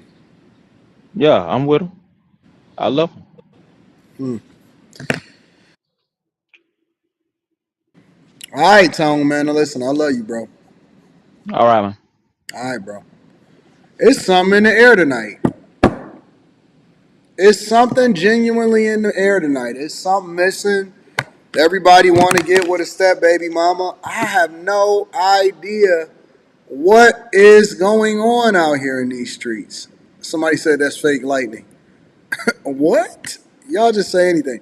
All right, I'm going to continue over shortly. Very shortly, I'm going to answer some more calls in. But I got to understand what's going on with Diddy. What the heck is happening with Diddy out here in these streets? Hold on. I got a couple. Let me see if I can pull up a couple of articles of what's happening with Diddy before I answer anything else. Because I am being driven to drink tonight. I don't know how to handle what's going on out in these streets. They told me that Diddy is being accused of sexual misconduct by a man. I said, not Diddy. I don't believe it. Y'all not going to convince me of that. No way you going to convince me. The new allegations against Sean Diddy Combs, a music producer, is accusing hip-hop mogul of sexually assaulting him and forcing him to have sex with prostitutes. But a lawyer for Combs called the events described in the lawsuit pure fiction. This is now one of several sexual assault lawsuits filed against Combs in recent months, including a lawsuit from the R&B singer Cassie that was settled last year. To break this all down for us, I want to bring in trial attorney and ABC News contributor Brian Buckmeyer. So nice to see you. Always great to be here with you. So you've been covering this for a while. I mean, you're familiar with Sean Diddy Combs. Not only does this lawsuit mention Diddy, it also includes other A-list celebrities. What stands out here to you? So if you see me looking down, I'm looking down at the 73-page complaint that was filed yesterday. In terms of allegations of celebrities, we're talking about Cuba Gooding Jr. being shown through still photos of what the complainant says they have videos of groping him. There are allegations of P. Diddy touching the genitalia and anus of the complainant. And also, if you look to the complaint here, there's a few Easter eggs here where it says the rapper redacted on Mr. Combs' yacht consorting with underage girls and sex workers. And you look down to the redaction, it says, well, the person is a Philly rapper who dated Nicki Minaj. I think that may be Meek Mills. It also says an R&B singer redacted in Mr. Combs' Los Angeles home, consorting with underage girls and sex worker. When you go down to the redaction, it says he's a Grammy Award-winning R&B singer who had trouble with law enforcement after assaulting a Bayesian billionaire. I don't know who's a billionaire from Barbados that we know that dated someone. That sounds like Chris Brown. So there's a lot of big names here, both as Easter eggs and also just on the front pages of these allegations. Wow, just huge. Now, the lawsuit also claims the misconduct happened during the creation of Diddy's latest album, the Love album, and is seeking, as we've mentioned, $30 million. The suit not only names the mogul, but includes his son and Universal Music Group, claiming there is an alleged RICO enterprise to enable his misconduct. Explain why the lawsuit goes beyond Diddy and what's kind of at stake here. This, along with Cassie's lawsuit that you talked about earlier that was settled, reads a lot like what we saw in the R. Kelly case in the EDNY, where they're talking about this being a criminal enterprise that's all feeding towards this one individual's depravity of wanting drugs and sex and rock and roll and everything in between, that everyone seemed to know and go out and facilitate what Sean Diddy Combs wanted. Even in part of these allegations or these complaints, they call his chief of staff the Ghislaine Maxwell to P. Diddy's Jeffrey Epstein, saying that this was a total sexual enterprise to feed into his desires. And we want to note that Diddy has denied all claims against him, but this can't possibly help his brand. Like, where do you see this going, and where do you see this lawsuit going? Again, I draw the comparison to that of R. Kelly, where there might have been rumors in the background. There were lawsuits that were settled. There were whispers behind closed doors. But as those whispers start to grow and get louder, you potentially could see greater civil litigation. They're saying in this case they want to fight it. Potentially we see a jury trial out of here. But this is based on sex trafficking allegations as well as claims that are criminal in nature. For me, I'm thinking SDNY, that being the Southern District of New York, right here in Manhattan, they're probably looking at these allegations and thinking, where are the videos? Where are these still shots that we're seeing in these complaints? And can we investigate it to see if there's more here, potentially criminal charges? And that could probably come out at some point. Potentially. Okay, so wait. This guy's name is Lil Rod. Hold on. I just pulled up, because this is a 73-page complaint. I'm not about to go through the whole fucking thing. You could forget it. So the dude's name is Lil Rod, right? Because Mophead over there, that's the correspondent to all of this shit. And I'm going to read Super Chat shortly. Mophead over there is telling us that Chris Brown and all of these people and Meek Mill was a part of it, right? So according to the Huffington Post, producer's name is Lil Rod, accusing Diddy of sexual assault and a 73-page complaint. Diddy of racketeering activity and says he groped him and forced him to engage in sex acts. Okay, hold on. Let me just say this right now. No man, I don't care who you are and what you got going on. No man, not one, in the world could ever force me to do any fucking thing that I don't want to do as a free man. Now, some of y'all may have been forced a little bit when you was in prison. You might have did a little time. You don't want to talk about it. Y'all sitting here and y'all projecting onto me because I did a little interview with Fleece Johnson. Now you acting like you didn't want to do it. But here's the reality. As a free man in the United States of America, you gonna die before you ever force me to do anything that I don't want to do, especially when it comes to sexualization with a man. You touch me in a sexual way as a man, you die. You touch me in a sexual way, flat out, it's over. So what the fuck are y'all talking about? I just by default start to look at any man puzzling when he says that another grown man, and they are in the free world, forced him to do anything sexual. I just don't believe it. I think it's being sensationalized, and I think that they're trying to get a bag. That's the first thing. But see, that's the thing, Sid. You say some people is gay for pay, then that means that they're not forcing you. That means that that's what you're doing. You're choosing to participate because you're trying to get a bag. So what the fuck we talking about, all right? Let's start there. Lil Rod, that's a fucking crazy name considering the allegations, whose name is Rodney Jones, is accusing a media mogul of operating a racketeering enterprise and groping him, forcing him to engage in sexual acts, which forcing you. So you come back every day. You're a grown man and you're being forced to engage in sexual acts with sex workers. Lacing alcohol for the guests in their homes, including underage girls. Throughout his time with Mr. Combs, Jones witnessed, experienced, and endured many things that went far beyond a role as a producer on the Love album. Required him to record constantly. That don't mean shit to me.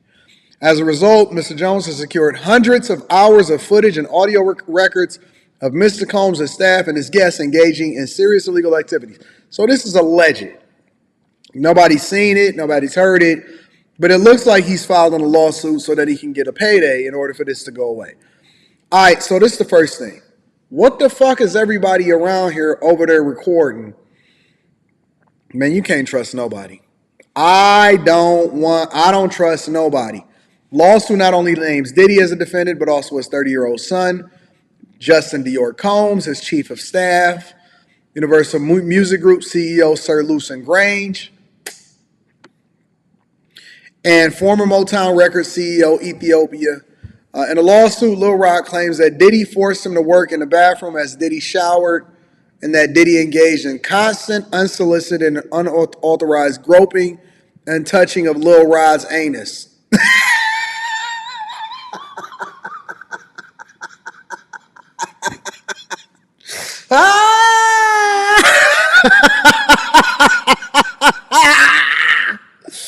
So wait a minute, dog. Are you telling me that it's a dude named Lil Rod? Yeah. Shower that was always in the bathroom was Diddy was showering, and it was a constant, unsolicited, and unauthorized groping and touching of his butt come on, family. This is some crazy shit. Diddy is never coming back out of hiding. He might as well go into hiding like Russell Simmons. Lil Rod accused Diddy of drugging him in February 2023 when he woke up unclothed, disoriented, and in bed with Diddy and 2 sex workers. Why is y'all hiring sex workers? The lawsuit accuses Karam of helping Diddy to groom him into accepting a homosexual relationship. So he's saying it's a grown man that's sitting here saying that I never thought I'd see the day that grown men is trying to get a bag for willfully engaging in homosexual activity. You can't trust these women, now you can't trust the guys. He was terrified of Mr. Combs. He felt like he could not tell him no. Constantly made it clear that he has immense power in the music industry and law enforcement. It added that Diddy tried to intimidate Lil Rod by showing off his guns. The lawsuit also claims that Diddy admitted to Lil Rod that he was responsible for the fatal 1999 shooting of a rapper named Shine. What?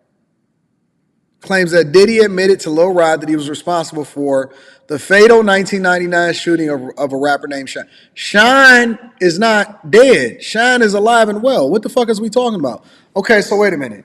You telling me that he's saying that Diddy is responsible for the fatal 1999 shooting of a rapper named Shine, but Shine is literally alive and well. So what are we talking about? Listen, bro, we can say a lot of things about Diddy, and I'm sure that there's some truth in the fact that he was probably touching on his butt and stuff. But I do not believe these motherfuckers. I personally don't.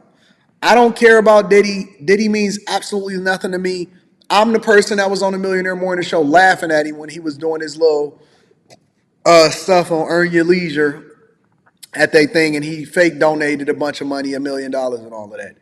I think that Diddy is corny and all of that, right? I just don't fuck with him. I do think that he produced some good music, but I don't fuck with him. But here's the thing. I don't believe these people at all. His stuff ain't even accurate. Shine is not dead. He not dead.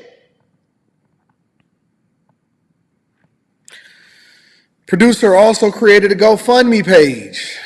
Oh, no, we not donating. Let me see what this GoFundMe looking at. Raised $1,600. He raised $1,600. Okay, cool. Good luck with that. Lil Rod produced a portion of Diddy's latest Body of Work, The Love album, which was released in September 2023, which he says he was underpaid for. In an Instagram post ahead of the 2024 Grammys, Lil Rod says, I'm currently nominated on an album. I've produced at least 9 songs. I should be celebrated, but I'm currently fighting for my publishing for months. Go ahead, because I run shit here, nigga. You feel me? I run shit. Yeah, you do. Yeah. Little Rod ain't worth giving his kingdom to if we don't control his publishing. I can solve his efforts with 3 other human beings. He's eating at our table, and I like his backstory, but you need to have other people. It's hard to work with him unless we have his pub. He's a piece of shit human, but we do not need his talent unless we can work with him. Yeah. Let me play that again.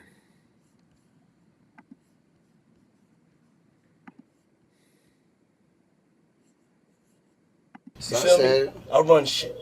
Yeah, you do. Yeah. Little Rod ain't worth giving his kingdom to if we don't control his publishing. I can solve his efforts with 3 other human beings. Yeah, post the whole video because it's. And I like his backstory, but let me see who Lil Rod made it. Fake name. Her donor. Her donor. Why he got all of this? Why he got all of these videos with Diddy? And this stuff was 40 weeks ago. This is him? Yeah, that's some zest right there. I can spot some zest when I see it. He got all of these videos of hanging with Diddy and stuff like that. I don't believe none of this shit. I'm just being honest with you. I just genuinely, get out of there. Get out of there. Don't hang out with, see, that's why I don't fucking take pictures with nobody no more, man. Yeah, I want to take my hat off to Rod, little Leroy. That deliver me shit you did was dope. Hey, this is why I'm very careful about the people that I take pictures with now, bro. Low Rod is nothing more than a liar who filed a $30 million lawsuit shamelessly looking for an undeserved payday. His reckless name dropping about events that are pure fiction and simply did not happen is nothing more than a transparent attempt to garner headlines, Diddy's attorney said. We have overwhelming, indisputable proof that his claims are complete lies. We will address these outlandish allegations in court and take all appropriate action against those who make them. So it sounds like they tired of this shit and they're going to start going against them.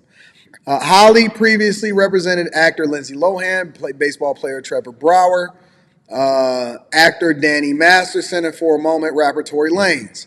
She was also on O.J. Simpson's legal team. Holly did not immediately respond to HuffPost's request for comment, and then it goes on to say that Diddy was accused previously and other things, right? But I don't believe anything, bro. I don't believe anything that anybody's saying. You're not just gonna convince me just because you said it. I do think that Diddy is probably nasty and he's probably into a lot of stuff, but you're not gonna convince me, not even for a second, that all of these people is just automatically just telling the truth. I'm not going for it. So good luck to him. I hope everything works out for him, but I don't believe that Diddy is. I don't believe these people. I just think that they're trying to get paid. Molly says society doesn't promote the institution of marriage. Everybody is just hooking up. I agree with you, Molly. Shout out to Molly. Hey, Molly, you need to call in. I want to talk to you. Sid says AD start a matchmaking service so my husband can find me. I am your husband, Sid. You just don't know it yet. You're mine. Shout out to Sid. And Sid, stop supporting all of this crazy junk. Messi says that lightning in the background is epic. Ain't it crazy? I'm looking to see it again. There it is. Man, that's crazy. J Ben says Dean was buying Little Caesars to clap skeezers.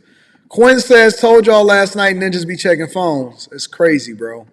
Spacer says Chief Thought Demon. The Chief Thought Demon is running wild tonight. That's because it's a full moon and there's lightning outside. J Ben says, so far, Cassie is the only one who told the truth. I don't believe 100% of what Cassie said. I believe that Cassie was capping on a lot of the stuff that she was saying. But I could be wrong. Let me see what my dog got to say out here in these streets. Turn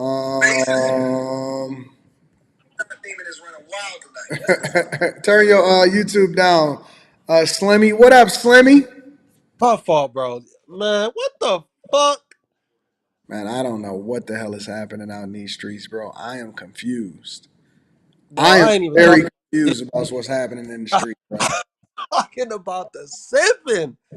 Yo. What is going on with these brothers, You man? know what it is? I've been growing my hair back out.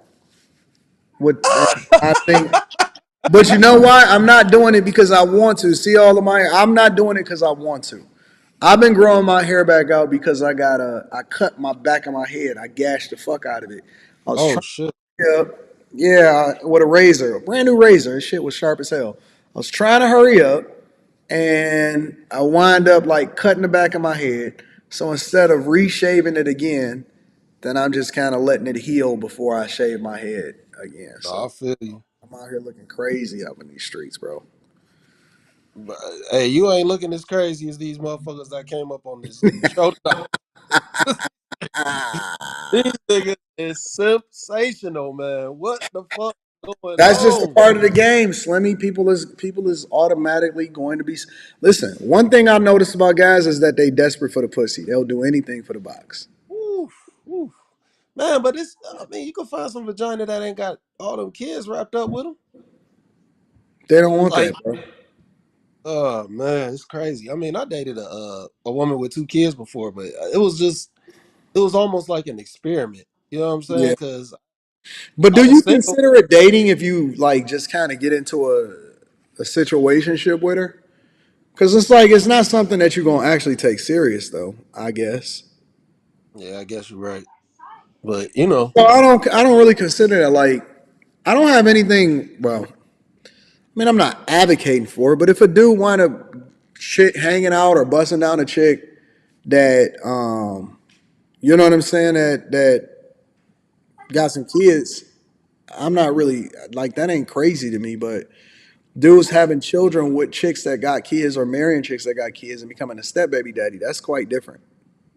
No, yeah, I know a lot of situations like that, and it's unfortunate, because dudes, man, they really like give up their lives.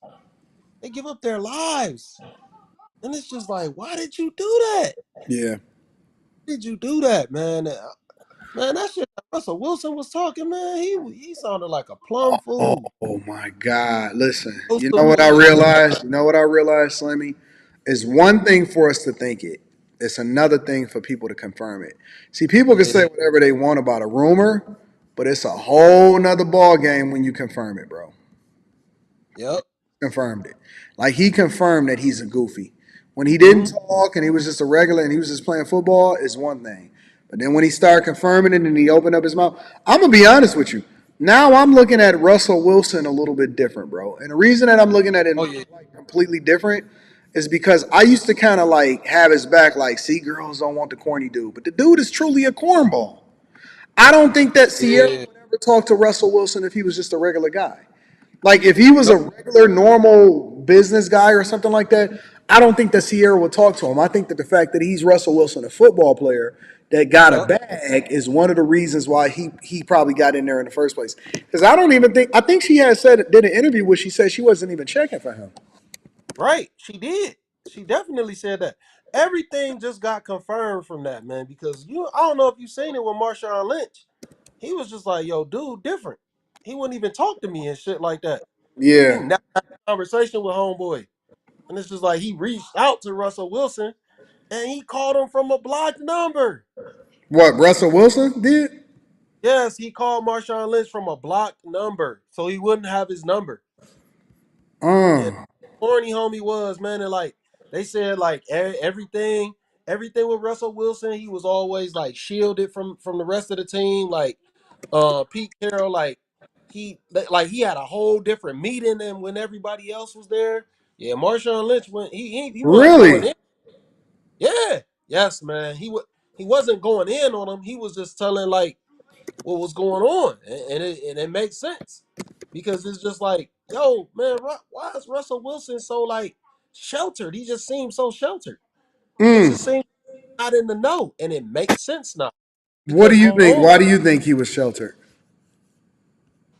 I mean, because he's sheltered. Period. Like this is his upbringing. Yeah. You know what I'm saying? You, Like, but you think that they was kind of protecting him from like the tough guys or the streets or whatever like that or something like that?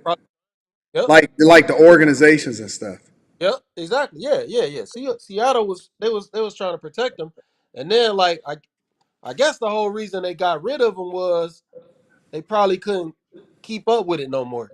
You know what I'm saying? And then it was kind of like he wasn't respected. I don't know. I don't know why they got rid of him though, because they did a lot to like really shield him and keep him out of bullshit. You know what I'm saying? Like they never let that get out that his teammates didn't like him. They Yeah. never let that. None of that shit came out, man. So Mm. left the Seahawks. You know what I'm saying? He Like, seemed like because you never really see him like talk nope. extensively the way that he was just talking on I Am Athlete, and he sound goofy. Honestly, like he really do sound like a goofball. Bro, you said it perfectly. He is still very green. He green as hell, bro. Pockets. The ladies in the chat said they think he on the spectrum. You know what's so funny? I'm curious. I don't think that the ladies in the chat would talk to him just based off of who he is in general. I think that No, they would talk. I think that the ladies in the chat. Matter of fact, you know what? I'm gonna do a poll. I'm about to yeah, do a do a poll. poll. Because I don't think that the ladies in the chat, and this is for the ladies. So if you a guy, don't vote. I don't think that the ladies in the chat them would women ain't would. rocking with him. They ain't rocking with him, bro. Especially after hearing what he said. Like he was destined to be a stepdaddy. That's pretty much what he was saying. Like what? Using using the Bible all out I'm about to ask him. Ladies only. Vote on this poll. context. Oh man. Lord have mercy. And another thing is, yeah, after you do that poll, I'll say, I just I'll did say, the poll. The poll is in the chat right now. It said, ladies, would you talk to Russell Wilson without money? no, they Yeah, about to would you fry talk to Russell Wilson without money? that And fricassee. guys, don't vote. Yeah, it's toast. Yeah, Guys, it's. don't vote. Would you talk to Russell Wilson without money? That's the poll. I'm gonna be honest with you, bro. They might not talk to him with money after what he just said. No, after this shit came out, It's 50-50 right now. for real. It's I ain't 50-50. 18 votes. Look, Actually, man. it's not. It's the nice corny is winning a little bit more. 20. Yeah, I don't know, bro. But I guess my thing is I don't believe it, bro. He seems so corny. It looked like it's about 50-50 though. Oh, okay. Well, I'm gonna But stop. but I don't believe half the shit that women say in general either though. No, I will say he seems like a very nice guy. Like he seems like Oh a no very no no. nice He seemed like a nice guy, but nice guy. guys always finish I last. That's part of the fuck. I think that's the main fucking problem. I think he needed Marshawn Lynch to talk him out of whatever. Like because, bro, like I don't mean the rag Sierra, but like bruh, ain't no way you should have got tied up with a woman who just had a child with Future. I agree. I agree Like 100%. But I mean, she dated a lot of different dudes that was in the industry. I mean, she fucking dated Bow Wow for God's sake. really? Sierra, I didn't know that. hold on. I'm almost like 100% positive. Let me just double check. I know. I thought she had messed with 50 Cent. Like was dating 50 Cent or some shit like that. But I just knew about Future. Yeah, they dated. It's saying that they dated in the early 2000s and even yeah, because they did that song called Like You, and then they split in Oh, 2006. Because I heard him say it. oh, that's crazy. I don't be up on shit like that all the time, man. Like I just knew about Future and 50 Cent. I don't even know if 50 Cent is true. That could be just fake shit. But yeah. Even though I do agree with you, it seems like a money grab. Mm. That boy Puff going down this time, man. It's a wrap. No, I don't think so. Because it's just a lawsuit. Ah It's man, it's a money grab. It's not. It's not. it He, it's a he's money never grab. been No. he's never been accused of anything criminal related. Every single thing that he's been accused of has been money related. No. But you got to remember the thing is though. The thing is about all this is the timing. Like soon as he started accusing those liquor companies of the racism, all of a sudden this shit started happening. Yeah, that Like may be true too. But again, none of it is criminal. Like he's not actually being accused of anything criminal related. Nobody has ever accused him of anything criminal related. All of it is just a lawsuit to get money. yeah, but it's just about damaging your reputation though. That's all it is. It's Well, just his damage. reputation is already fucked. So that's Well, not a yeah, but it's like to like really hold him down now. Like yeah. people not gonna fuck with him. Like this gonna ruin business for him. Oh, it This gonna already ruin a lot. ruined business. He already didn't he didn't already like I mean he'd be all right. I mean I'm sure that he got enough money for whatever or whatever, but he had a run. Like Puff had a long run, dog. You know what I'm saying? Yeah, So if he ain't stacked no money, then that shit is weird anyway. But Puff had a very, very, very long run. So from a financial perspective, I'm assuming that he gonna be all right. He still got his catalog. He'll be fine, bro. You know what I'm saying? He got a lot of shit that he probably still gonna make money from a long term perspective, but I'm sure most he'll definitely. be all right. I'm sure he'll be fine. Let me ask you something. What's the wrench for? Was who? What's the wrench for? In the chat? That's what you talking about? Oh, that's the moderators. People can control what's happening inside of the chat. Oh, okay, that's dope. Yeah, it's cool. Yeah, you can tell Slimmy ain't up on YouTube rhetoric. I be seeing them and like I was I didn't know what they was like. Like I don't know what they be moderating. Like I don't know what be going on. I guess They they got moderate. Well, we a little bit more lenient over here, but like on the Millionaire Morning Show, we a lot more. I'm pretty lenient on all of my platforms, considering. But yeah, my moderators, they kind of keep shit in check to make sure that, you know what I'm saying, they don't get too out of control. oh, they be kicking people out. Like they be talking crazy in the chat. They don't be kicking people out. They might time somebody out Oh, temporarily, that's but they don't kick people. Most of the time, they don't kick people. The only time people can get kicked, because I don't even care if people disrespect. I mean, not disrespect. I don't care if people disagree with me. If I just don't believe, like, don't get disrespectful on no, like, you know, personal shit, like about family or nothing like that. Other than that, oh, you know, I'm that a shit. content creator. If people disagree, they can disagree. I don't give a fuck. Like, that's just the way the game go. I ain't tripping off that. Because I'll cut you out back. You know what I'm saying? I ain't tripping. Oh, we know. Yeah, I'll go off on a motherfucker. But chat lives matters. I think that people should be able to participate and say what they want to say in the chat. No, I feel you. Damn, man. Yeah. Yeah, but shit crazy, man. All Like right, so yo, let me dip for a minute. Let me get another one, I and know then you I want to your jump. thing, bro. Yeah, I'm gonna jump into this cam real quick. All right, Slim. Thanks, bro. All right, bro. I'll holla at you. All right. Let me get another person up here real quick before we get it popping, before I get back into the show. Told y'all this was going to be a long one, so y'all needed to strap up. Steven. What's up, Steven? Hey man, what's going on, bro? A Chip. question though. Do you really think that Mary was a virgin from Yes. the Bible? Yes. No, because you know, virgin can mean two different things, right? It could be married to a woman, and it also can mean that way as though you know she never been penetrated. I believe that Mary was a virgin in the Bible and that she never had sex. 100%. I got you.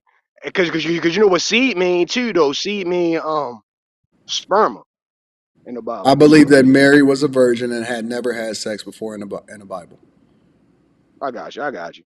But Uh, the reason and why I say that let me because tell you why. Let me tell you why. Because I believe that in order to have a belief in the Bible itself, either you got to believe 100% or you got to believe zero. I don't pick and choose the stuff that I like and that I don't like in order for it to fit my narrative. Either you gonna believe it or you not.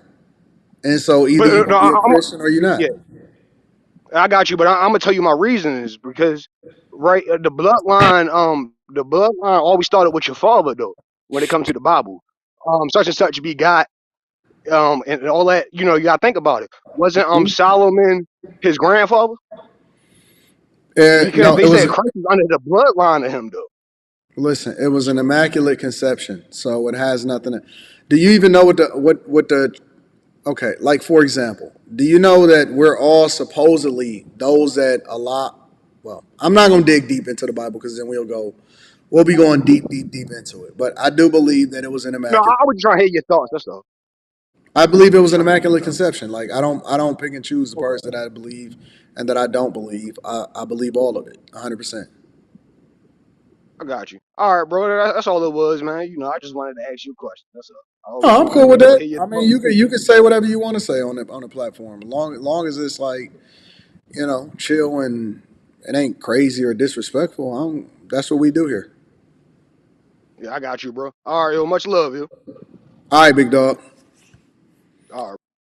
Link is in the description. Anybody that wants to jump up here and say whatever it is that they want to say. PTC, what you mean I got so much patience? You proud of me?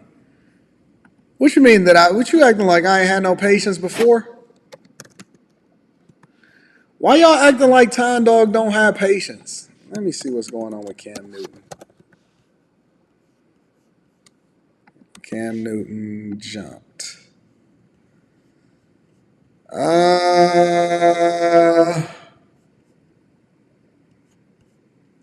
Stephen A said that he got a breakdown of the Cam Newton situation. I don't know if he actually shows the video though. Oh, he does show the video. So I'm gonna just go to Stephen A's. I don't usually go to Stephen A's stuff, but I'm gonna go to Stephen A's and see what his breakdown was. PTC, why you acting like I ain't got no patience? You know what I'm saying? Acting all extra out here in these streets. J Ben says Diddy said if anyone has the proof, He did him wrong. He'll resolve it in 24 hours, proof dependent. Cassie dropped the flex bomb, boom. Diddy stood on business. I think that Cassie had so much stuff that was probably true. But see, the part that I don't, let me tell you what I don't believe about Cassie and why that's difficult for me to even rock with her. Is because I believe that she knew what she was doing and she just wanted to get that money grab. I think that her money was low. She seen Diddy as a come up, and so she used Diddy in order to really get her rocks off. And I think that she wasn't even being genuine. I think that she was disingenuous about her role and her participation in what was going on. Everybody acting like everybody was scared. That's bullshit. That's 100% bullshit. That's the thing that I just don't agree with. I don't agree with it, and so when I see somebody being disingenuous, it's hard for me to truly believe them. Let's get into this Cam Newton thing. I'm going to play Steven, my boy. I'm going to play Stephen A. Smith's recollection of this and his breakdown of it because I want to see what he had to say. Did Cam say anything about it? We'll get into it. Cam Newton. This is a sad story. Did y'all see the video posted this past weekend? Cam ain't saying nothing. Cam Newton coming under attack by at least 3 men. Actually, I counted 4. It happened at a 7-on-7 youth football tournament in Georgia. This video right here, you can see it in the video. The former Pro Bowl quarterback appears to be shoved by 3 people near the top of a set of steps before the pushing, shoving, and grabbing moves towards a fence line. Okay, let me back this up. I just want to make sure I see it. It showed Cam Newton coming under attack by at least 3 men. Actually, I counted 4. It happened at a 7-on-7 youth football tournament in Georgia. This video right here, you can see it in the video. The former Pro Bowl quarterback appears to be shoved by 3 people near the top of a set of steps before the pushing, shoving, and grabbing moves towards a fence line. All right, let me just say this before Stephen A. gives a breakdown of what happened. I don't know if y'all realize how fucking big Cam Newton is. The motherfucker is like, what, 6'5", 6'6", 240, 250 or some shit, 260? Let me see how tall Cam Newton is.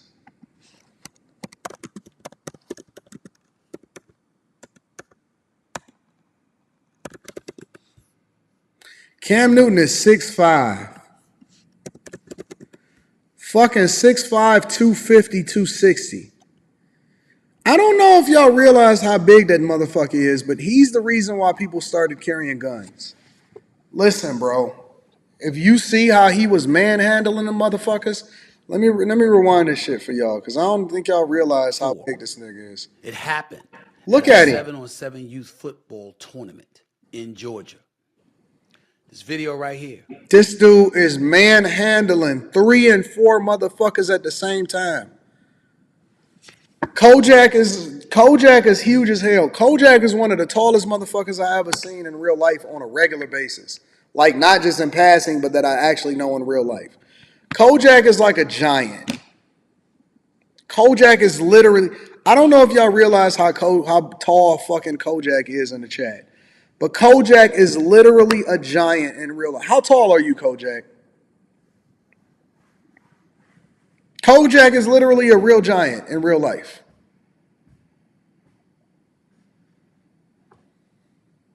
Yes, he is 6'5", like 260. Cam Newton is like 6'5", 260. He was manhandling and mollywopping them dudes. I don't know why any of them dudes would want to run up on this guy in real life. That makes no sense whatsoever, bro. You can see it in the video. The former Pro Bowl quarterback appears to be shoved by 3 people near the top of a set of steps before the pushing, shoving, and grabbing moves towards a fence line. The video lasts less than 20 seconds before the altercation is broken up by a police officer and event security. And you see how big that police officer? Kojak is 6'7". I believe Kojak is really like 6'8", 6'9" in real life. Kojak, and I didn't know Kojak was tall as hell in high school. He was like 6'6", 6'7" in high school. Kojak in the chat Because I've been knowing this guy since I was like fucking 14 years old or some shit. Kojak is like 6'7", 6'8". Yes, these niggas is giants in real life, bro. The only other person that I was standing next to that I was like, God damn, and we took a picture together, I almost took that shit down, was Lamar Odom. I was standing next to Lamar Odom. I was like, Jesus Christ. Good God. It's some real giants in real life. It was. You see how big that security personnel was? That's what I'm talking about. That's what I'm talking about. That's what you need right there. And clearly Cam Newton had that at that particular location. Many have commented, by the way, that Newton certainly held his own considering he appeared to have been jumped. Newton has not yet commented on the situation. He last played in the NFL in 2021 for the Carolina Panthers. I hope y'all are not sitting here expecting me to cast aspersions on Cam Newton. Cam Newton was conducting a football camp. He's been known to constantly be about the business of giving back. And some group, TSP, that's what they're saying, some group, Top Shelf Promotions or whatever, is a football program, and some of the individuals, they attacked him. I don't know how true that is. But I know this much, Cam Newton is always trying to give back to the community. He's always trying to give back to kids, and he doesn't have to subject himself to some of the things that he subjected himself to. I've seen plenty of videos in the past with guys trying to call him out, acting like they could do something to him on the football field, or talking about they were better than him or whatever. What happened to appreciating the fact that he's a former league MVP, #1 overall pick out of Auburn, guided the Carolina Panthers with a squad significantly worse than the one that Brock Purdy took to the Super Bowl with the San Francisco 49ers this year, by the way. Cam Newton took a Carolina Panthers team to the Super Bowl where they lost to the Denver Broncos. What about that guy? What about that former league MVP? To talk about him and to talk about him like he trash and for people to be getting in his face and stuff like that, come on. Now, let me tell you something right now. Cam Newton, when have you seen a video of him being violent? I just saw the dude during Super Bowl week. I actually appeared on this podcast. Had a good time doing it. Cam Newton is a legit 6'6", 250. A legit 6'6", 250. In shape. I ain't talking about no 250 and most of it is blubber. This brother's built like a chiseled house. If he want to hurt somebody, he can hurt somebody. But I didn't see that. Here's the thing that I'm trying to understand. Because let's say, for example, that, okay, Cam started it. Started it how? What, shit talking or going back and forth or whatever? I'm 100% sure that Cam Newton didn't run up on nobody. That's A. B, what is motherfucker still doing trying to fight? I know, this is what I know. That everybody is looking for a clout chasing moment. Everybody is looking for a clout chasing moment.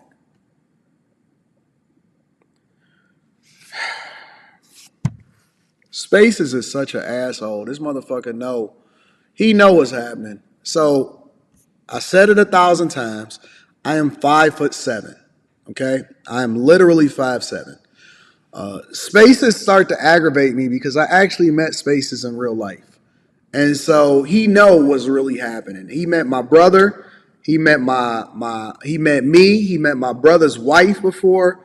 So Spaces think that shit is cute. He think it's funny. So I am actually, well, okay. So let me break it down. I'm 5'7", and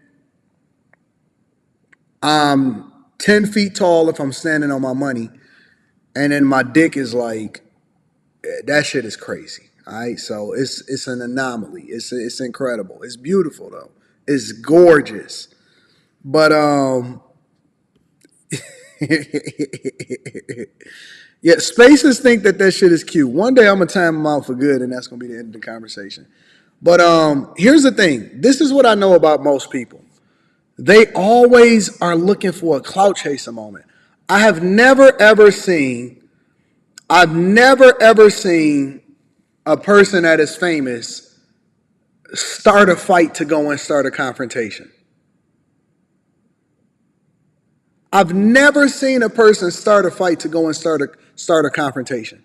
Like people that got money or people that is is cool in real life, people don't run up to try to get into a brawl. Most of the time, that's the reason why they got security around them, because they not trying to get into a situation, or they going to get back. So you don't go into a situation where, you know what I'm saying, you going to get back, or you want to show your presence to try to scrap with somebody. All them niggas is clout chasing. I know that them type of dudes is clout chasing. I saw Cam Newton being attacked. I saw people coming up behind him and trying to punch him in the back of his head. That's why you don't go out to these type of fucking events no more. His, swinging somebody around and then somebody coming out of nowhere and trying to punch him in the face. That's what I saw. And at some point in time, my man Shannon Sharp, Club Shay Shay fame, Nightcap fame, let me pull said up it on Shannon First Sharp. Take on ESPN this morning when he said, if I'm Cam, I do away with the camps or I heighten security. Well, security costs money. Why should Cam Newton spend if folks are unappreciative of it? And by the way, let me say something that I said on First Take this morning, and I'm going to say again right here on the Stephen A. Smith Show. Stephen A. Smith is kind of boring. Occasions where we see white quarterbacks conducting camps. Oh, it's age restricted. All right, it is what it is. So essentially what they basically saying is that Cam Newton got into a situation. He got jumped. Y'all seen the video. And it was about 3 or 4 guys that was coming at him. And it's unfortunate. But the unfortunate part is that it is true. You never see this shit in white communities. You never see this shit at white camps. And it's always a jealousy thing. Most of the time, it's a guy that felt like he should have made it, or he should have had your spot, or something should have happened differently. And they looking for a moment. And then he get mollywopped. And it's unfortunate because now, if I'm Cam Newton, I'm not even going to these type of events no more. This is why most people don't give back. This is why rich people don't be amongst the people. This is why they don't be in the hood no more, because it's always somebody looking for a come up. It's always somebody looking to get famous off of you or do some other shit. And that shit is dumb, man. It's stupid, bro. It's dumb. And so I'm actually with Cam. 2 guys. Of course they did an interview, Biz. Okay, so let me see if I can find it. 2 guys did an interview. Let's see. John interview.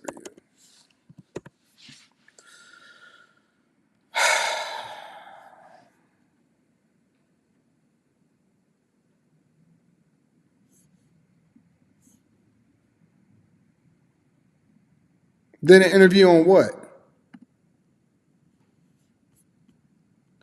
I don't see no guys that did an interview.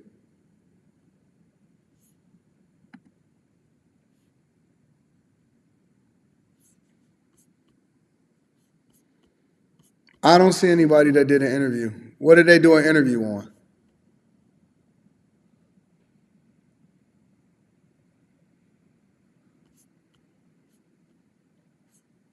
I don't see anybody that did an interview. I can't find it. I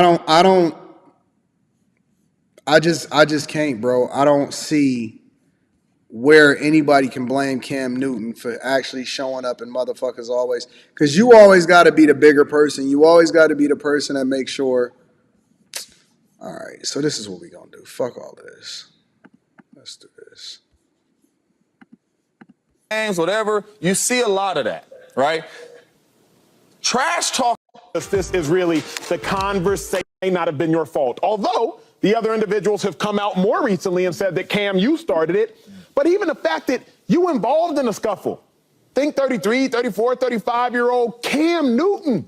Like, what are you doing even in this type of complication? It's just not. What do you mean? It's a youth football camp, right? It's a youth football camp. King of Tron says, do you feel like red pill content like Stethoscope helps us or hurt more when actually trying to pursue a relationship. I like Steph is cold. I think Steph is cold give you a cold hard truth. He a young dude. He actually a good homie of mine. I actually talk back and forth with Steph is cold all the time. Hey, young dude. He getting money on the come up. He's giving you perspective and insight. I think that Steph is cold is good for the space. 100%. 100%. All he do is give you the game, give you the truth. Shout out to Steph is cold. All he do is give you the truth. And he just document his life and he telling you what's really happening out here in these streets. I love Steph. I think Steph is cold is dope. That's my guy. I rock with Steph. I think he's good for the space. But let me see what these dudes is talking about because they just talking shit. Nonsense to me. So I do not blame Cam for the altercation. I don't. But we've had these conversations privately. We've had these conversations publicly. When you get to a certain level, keep yourself away from the nonsense. When you get to a certain level, don't even mess around with the foolishness. And to me, Cam Newton's at that level. He don't need to be going back and forth with kids at camps. He don't need to be squabbling with cats on social media. Cam's greater than all that. So to me, it's a bad look, Joy. It's a bad look for all involved, particularly Cam Newton. On this block, can we refer to Cam as Coach Newton? They attacked the coach, so can we say Coach Newton, please? Joy, what you think, How did they say he started it? They said that Cam had been talking that talk, been talking for weeks and talking for months now, blah, blah, blah. Okay. Yeah. So Cam put hands on somebody or? No. He just talking. So he just was talking. He was talking. He was talking that cat. Really? Is that what we doing on the he say, she say talk? So is that what y'all actually, is that what y'all rocking with when y'all say, oh man, Cam started it. So that means y'all can run up and y'all can put y'all hands on some motherfuckers, somebody? Come on, man. It says it's on a 105.3 The Beat Atlanta YouTube page. Okay. 5.3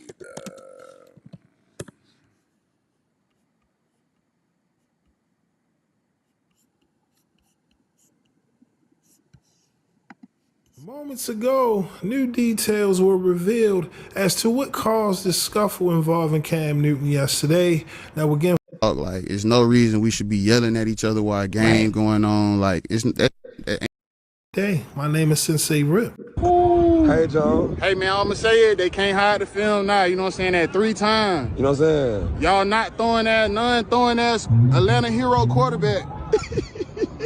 Just cannot beat me. Can't be.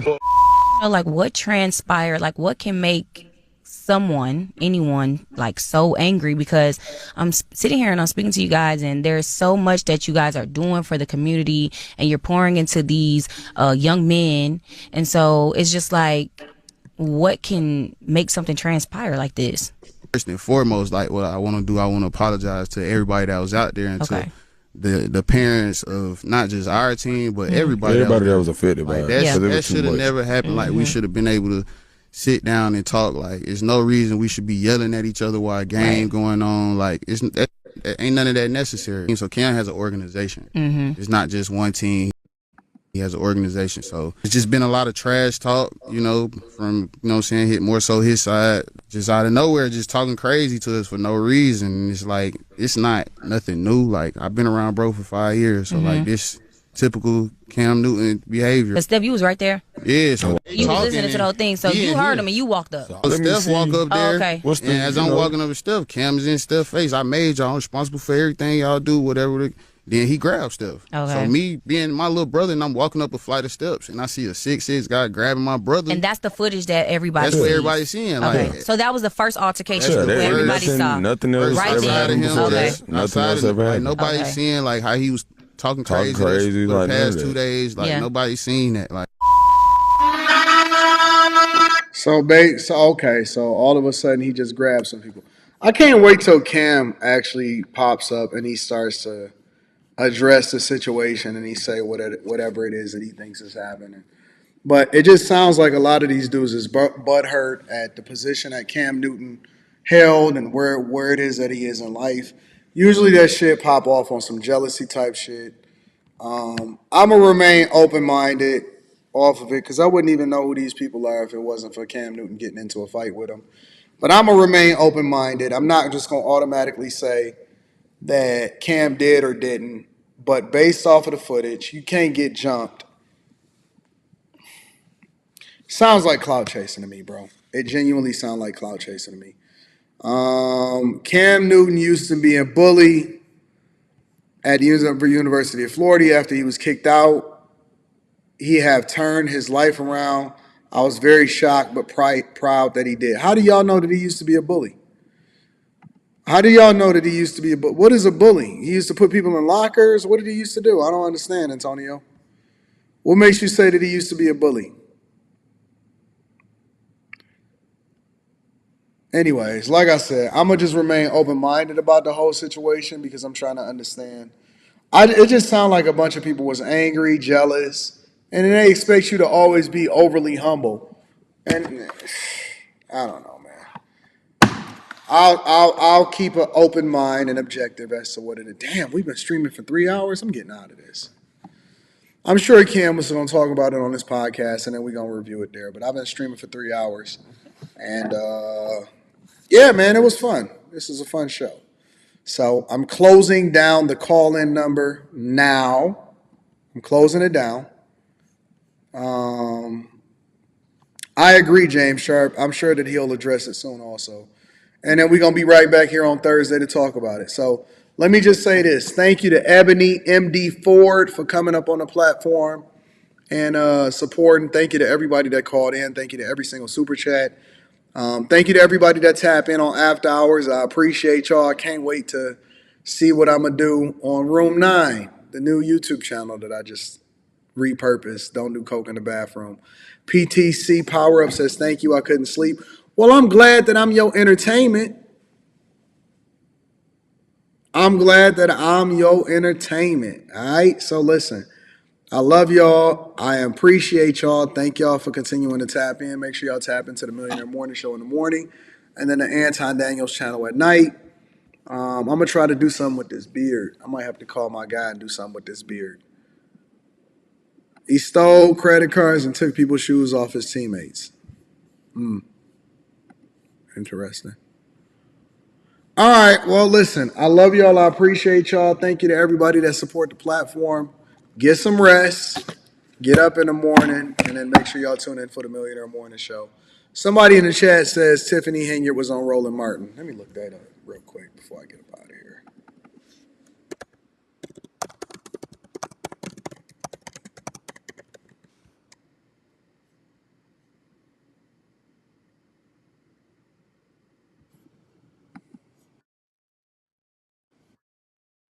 Hold on. Let me see if I can pull it up real quick. Because I'll probably just save it and review it for the Millionaire Morning Show in the morning. Oh, wow. Tons of threats. It's in email, it's in text of counsel. Security. By stores. It's an zero services. So cut trees down, sidewalks, things of that nature.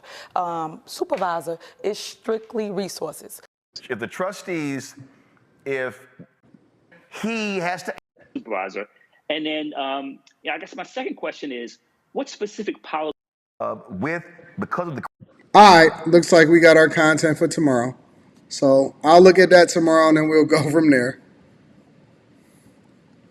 What a.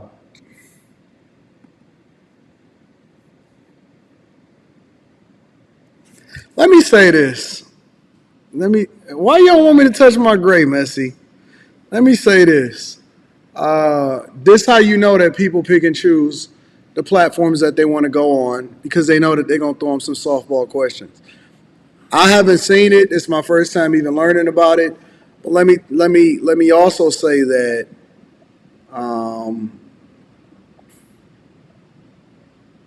people go on platforms that they feel like people are going to treat them soft and comfortable with. And we going to see. I'm going to remain open-minded. I have not seen it yet, but we going to see what's happening. We're going to talk about it tomorrow. And we're going to go from there. Because can you do weed brownies in the bathroom? Messy is crazy. But anyway, so listen, we're going to talk about it tomorrow. I'm going to figure out, I'm going to curate the show in the morning, and we're going to go from there. I love y'all. I appreciate y'all. Thank you, Messi. But I gotta eventually do something with it. I'm probably not going to do anything with it tomorrow, but I got to do something with it. I can't leave it like this. But we'll see what happens. Get some rest, y'all. I love y'all. I appreciate y'all. We gonna kick it in the morning.